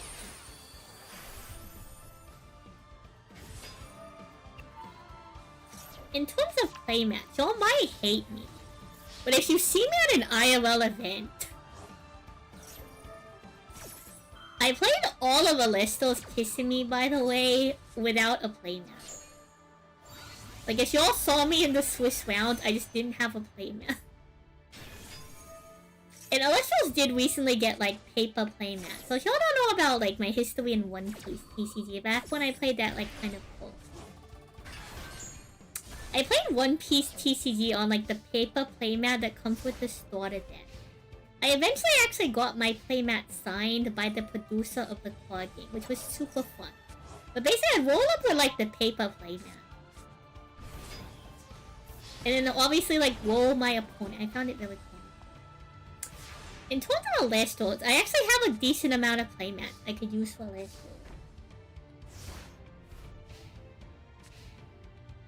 I don't know. Yeah, there's sometimes I have the mood to not use it.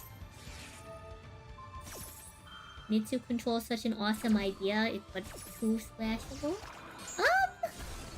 I have heard that Mitsu is kind of like the new... kind of like the new Millennium Engine, new like... You know, chat, there's always something every format. Whether it's like the Gold Sock stuff, the Millennium stuff, even like Snake Eyes and Fiendsmith end up in that like category. It's just the new like, it's the new thing. It's the new thing that you can put in the pile deck. It's the new thing that you can put in whatever. The new little engine that fits into whatever deck, you know? I haven't looked into the Mitsu stuff yet, just cause like, meta doesn't particularly interest me, and like I'm sure if I need to learn about it, we'll learn about it. But like, you know, chat, it's kind of like the new thing. Mitsu strong, even pure, and I'm sure it is. Like, Snake Eyes pure, it wasn't terrible. Fire King pure wasn't terrible, I suppose. Like, some people might have opinions on that. And I will say that my opinion is like, do take my opinion with a grain of salt. I have my own opinions. I am not a professional player. Hello, Lantia. Thank you for the economy tech redeem. Thank you for the sanity. YouTube, Twitch chat. Those of y'all who are just joining me tonight, I get to show you I have the pleasure and honor showing you what an economy after this full life. For those of y'all who don't know, I used to own 1,000 copies, physical copies, of a card called Dragon. And so, when we first found Dragon Nails, when I first found out about the card, because again, I saw playing Yu-Gi-Oh! When Master Duel came out. I don't really play paper. The card was about oscillating between anywhere from 10 to 14 cents, on average 11 cents. So what we do is, every now and then, I do a thing called an economy check. Also, chat, look, it's Utopia with Lizard. It's what we were trying to do earlier, when we crafted 3 Lizard and opened with no Lizard. If only...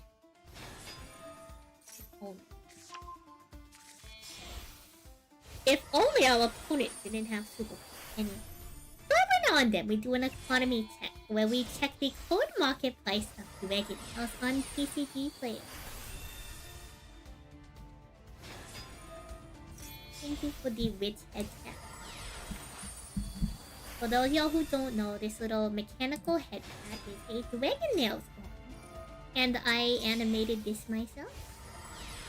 Doesn't seem like it, but I'm a little bit of an artist, so occasionally y'all will see me do an art stream. I also stream Wizard 101. So Sundays tend to be the woke wizard days, when me and my friends do a little bit of wizardry in the spiral. Y'all can skip out on those streams if you want, you know. Not regularly scheduled non-Yu-Gi-Oh! Sensory activities. What trouble is giving you issues in Liga Dancer? Oh, the special pop Wageki. You thought it was a lobster arm? I could see that, probably. I could see that.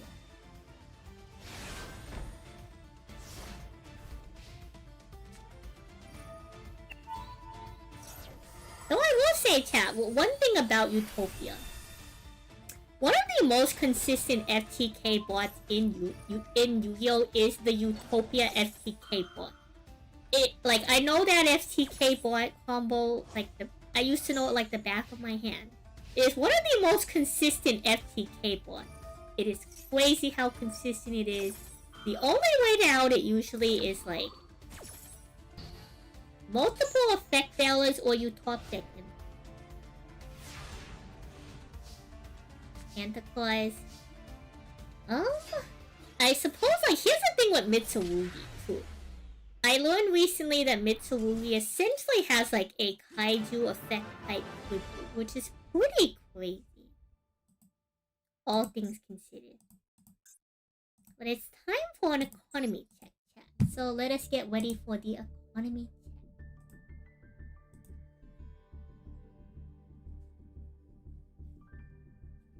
It's going to be pretty quick.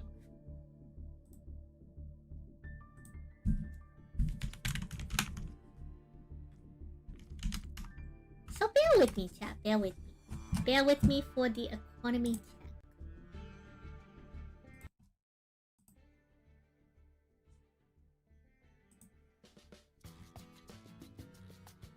Sandwiched on a dragon scale, and that's what started dragging nails. Around the room the rulers flew, but Sansely knew what to do.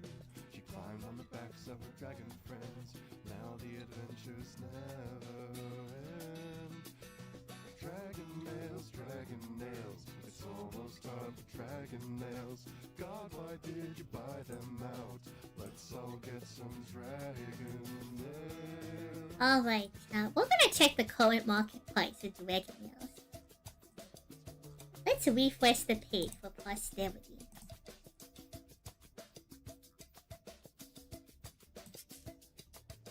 Alright, chat. The current market price of dragon nails is 35 cents on the dollar. We're so up, chat. We're so up. If you look at the year graph of dragon nails has been on the rise, with our yearly low so far hitting 19 cents, our high in the past year hitting 46 cents. Right now we've been averaging around the 30-cent period, which is huge. If y'all remember, we first found dragon nails at about 11 cents. You know, we went a little bit of a dip earlier in the month, but we went back up to 35. Remember that the economy, it's a cycle, you know? Every time you dip, it's gonna come back up. Dragon nails is stronger than ever. Dragon nails to the moon. Surely, the market price of dragon nails will continue to hold strong. It's only been printed one time. In Battles of Legends Crystal Revenge. Very solid market trend for dragon nails. We held pretty firm for about a week on 31 cents. Seeing it go up to 35 cents, pretty solid.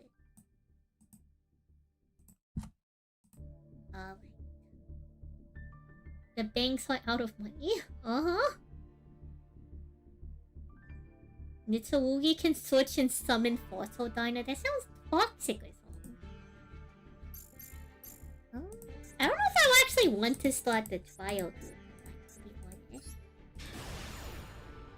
It's getting pretty close to midnight night. We've been live for like 3.5 hours.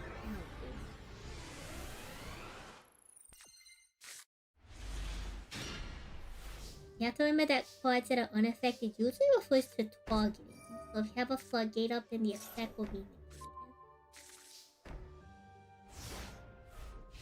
Doesn't it also depend though on doesn't Yu-Gi-Oh! Sometimes have priority on certain effect layering? I could be wrong.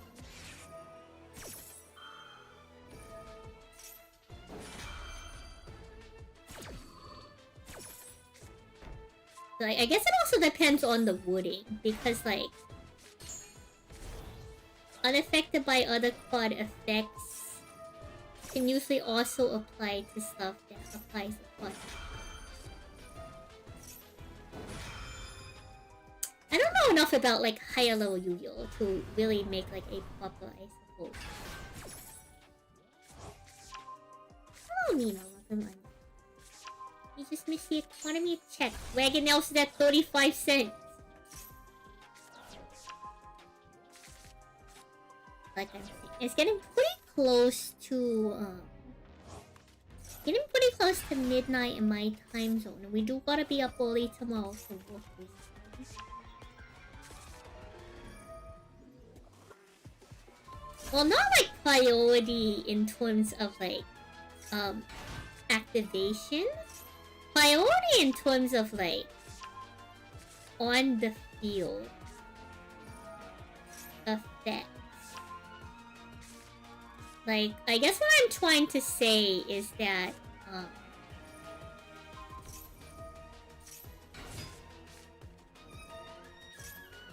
like if, for example,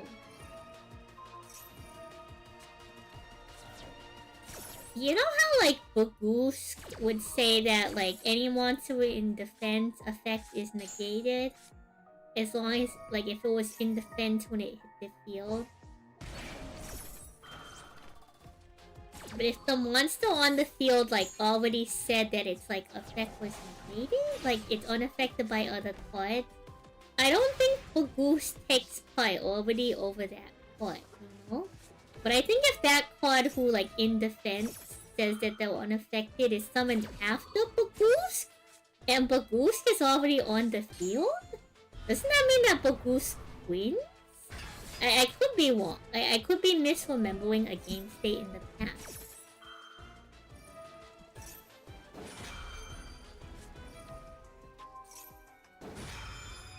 But it also depends on like the card, you know. It depends on the wording and it depends on like what it is.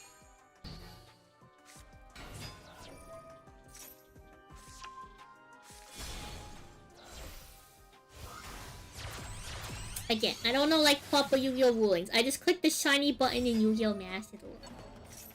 Yeah, like Jinzo was, yeah, exactly. That's what I was trying to say. Like monsters versus like effects that are already on field versus effects that are applied after. I know there was like a legitimate like priority on the ruling as to which cards are like, you know, do.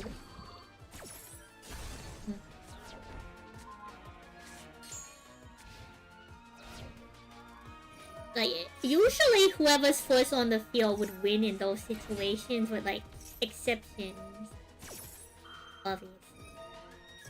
And like even like on-field effects such as like skill drain can be played around with. Like example, if a card tributes itself and then activates its effect in the graveyard, it plays around skill drain if it were to tribute its effect as like the, I don't know like the Yu-Gi-Oh term. Like it's not, I don't think it's cards.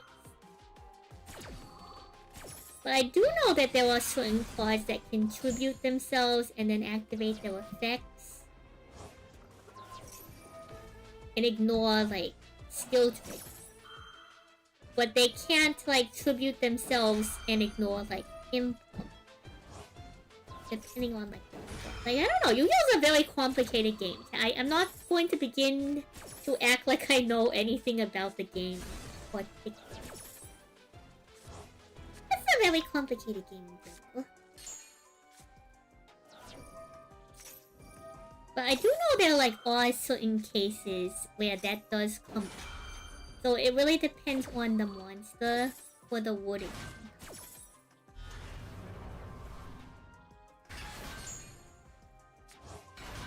Like a good example, like we played Pirelli. So like example, Big Cat is unaffected by other card effects, so it has a certain amount of material. Yet even though it's unaffected by other card effects, it can still be kaiju'd over or something. You know?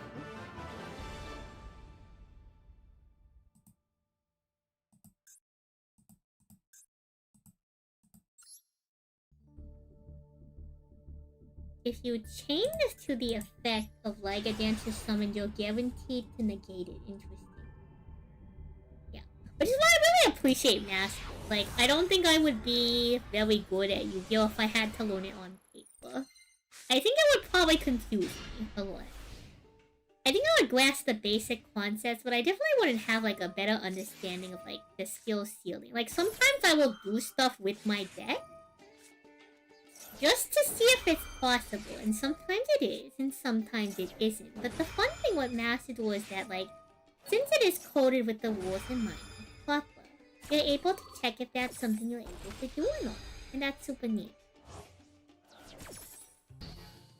You like that the chandelier falls into the field. Hello, Washington. How are you? No, that is super neat. I agree.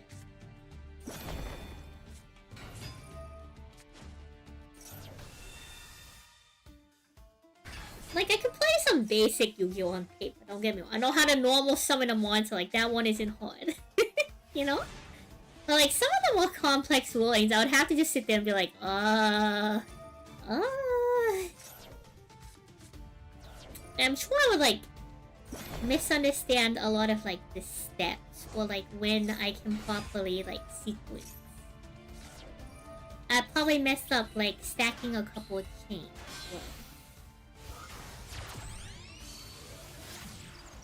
It's like, it's a quad game, and if you have an understanding opponent, you know, obviously you'll just, like...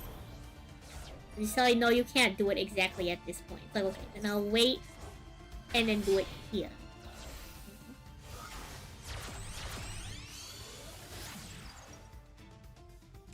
How am I? I'm alright. We're just hanging out. I'm probably heading out in a little bit, but I like yapping. Today was very minimal dueling. Today was, in my opinion, decent productivity. We updated a lot of our decks. That was nice. I had a good time with that. I hope y'all were fans of that. I know we didn't do a lot of dueling tonight, but again, wasn't entirely the goal. Today's stream title is Yap Maxing for YouTube. For those of y'all on Twitch TV, it's Mad Yap. I sure hope we delivered on that advertisement.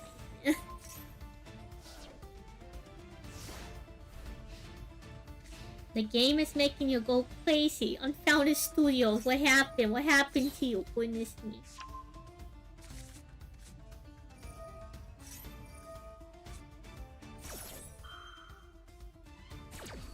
Exactly, Moshing Jello. Like, the missing timing on certain decks would be so difficult IRL. Have I played the wing tier format? Yes and no. Here's the thing. I did play during tier format. But because I choose to stay between gold and platinum wing, I rarely played into a tier limit player. I think if I go rewatch Walk's tier, like, it's one of my good friends, Walk Colors. If y'all don't know her, she is a girly who plays a lot of Yu-Gi-Oh! And is probably best known for being very good at tier limits. She's very good. She has a lot of very educational YouTube videos on her channel. And I think when I was watching one of her tier videos back in the day, it really helped me understand tier. And I think because I just don't play against the deck very often, it's been like 2 years since I've watched the video, I've probably long since forgotten a lot of what she's told me in the video. God bless her soul, it was very educational. Love her very much. I know a lot of people really like tier format. I've heard people really like hat format.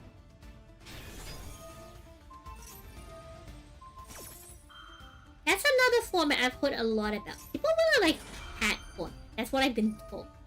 I've also been told the opposite. So I guess everything's subjective to me, right? It was great unless you weren't playing tier. Best format was cash. I have people who have strong opinions on that. They're like, you know, Zilla. I like Yu-Gi-Oh! It's fun in me. I like playing it very casual. So I have a good time with it.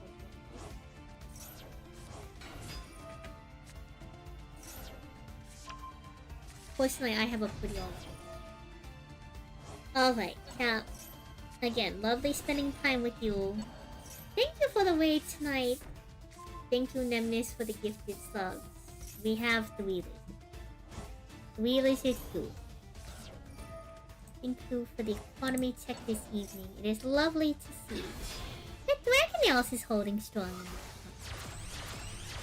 It's not that I don't like hanging out with y'all, but we do have a big Oli day tomorrow. Well, Oli is. So I will be sending y'all out for the evening. I will be sending y'all to little bro Jeff.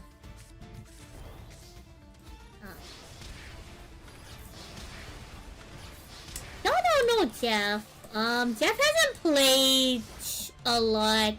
Well, no, Jeff has played a lot, but Jeff did pretty well in DC Cup doing the Snake Eyes Queensmith. Oh, no. Snake Eyes Fire King form. Snake Eyes Fire King. Jeff loves Fire King. Big fan of Fire King. Little Bro's kind of still like a... He's still young. He's got a lot of growth potential as a duelist. Very solid duelist. Very cute. Give him a lot of support. I think sometimes he needs some encouragement. I think he is a little hard on himself sometimes. And you do have to accept that, like, you know, you just gotta keep pushing yourself. And it is a little hard to keep on that going. Like, DC Cup is not an easy thing to do. So props on him for even being able to, like, do DC Cup. Personally, I would never want to do a DC Cup. YouTube chat. No, we don't do raids on YouTube, but thank you for joining me this evening. It has been spectacular hanging out and yapping with y'all. I hope y'all enjoyed the yapping. If y'all want to see some of the games we have with our updated deck, y'all just gonna have to tune into the streams whenever they happen. I don't really keep a stream schedule. I kinda just go live on the drop of a hat or whenever I find the time to, so... Apologies in advance, but I promise I am a pretty regular streamer. So Twitch. I'm gonna send y'all to Jeff. Let's see. Our raid message to Jeff is going to be good luck on the last minute grind. Hope you hit top rank in little to no time. Thank you for the follow, Chico Party. So Twitch, copy that raid message if you'd like. To both you, Twitch, and YouTube. I hope y'all have a nice rest of your day, evening, wherever you want. For details on that tournament next month, y'all can head into the Discord if y'all like. If not, you'll probably hear me yap about it on stream or post about it on socials, yada. Do take care of yourselves. Thank y'all again for hanging out. Very productive evening, very fun evening for me. So have a nice rest of your day, evening, wherever you are. Twitch chat, send Jeff all my love. I'll see y'all when I see you. And just remember that you're all in my thoughts. $1. So again, see y'all when I see you. Thank you all for hanging out.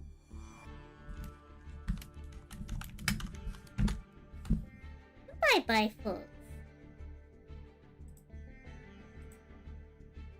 Wait. End stream.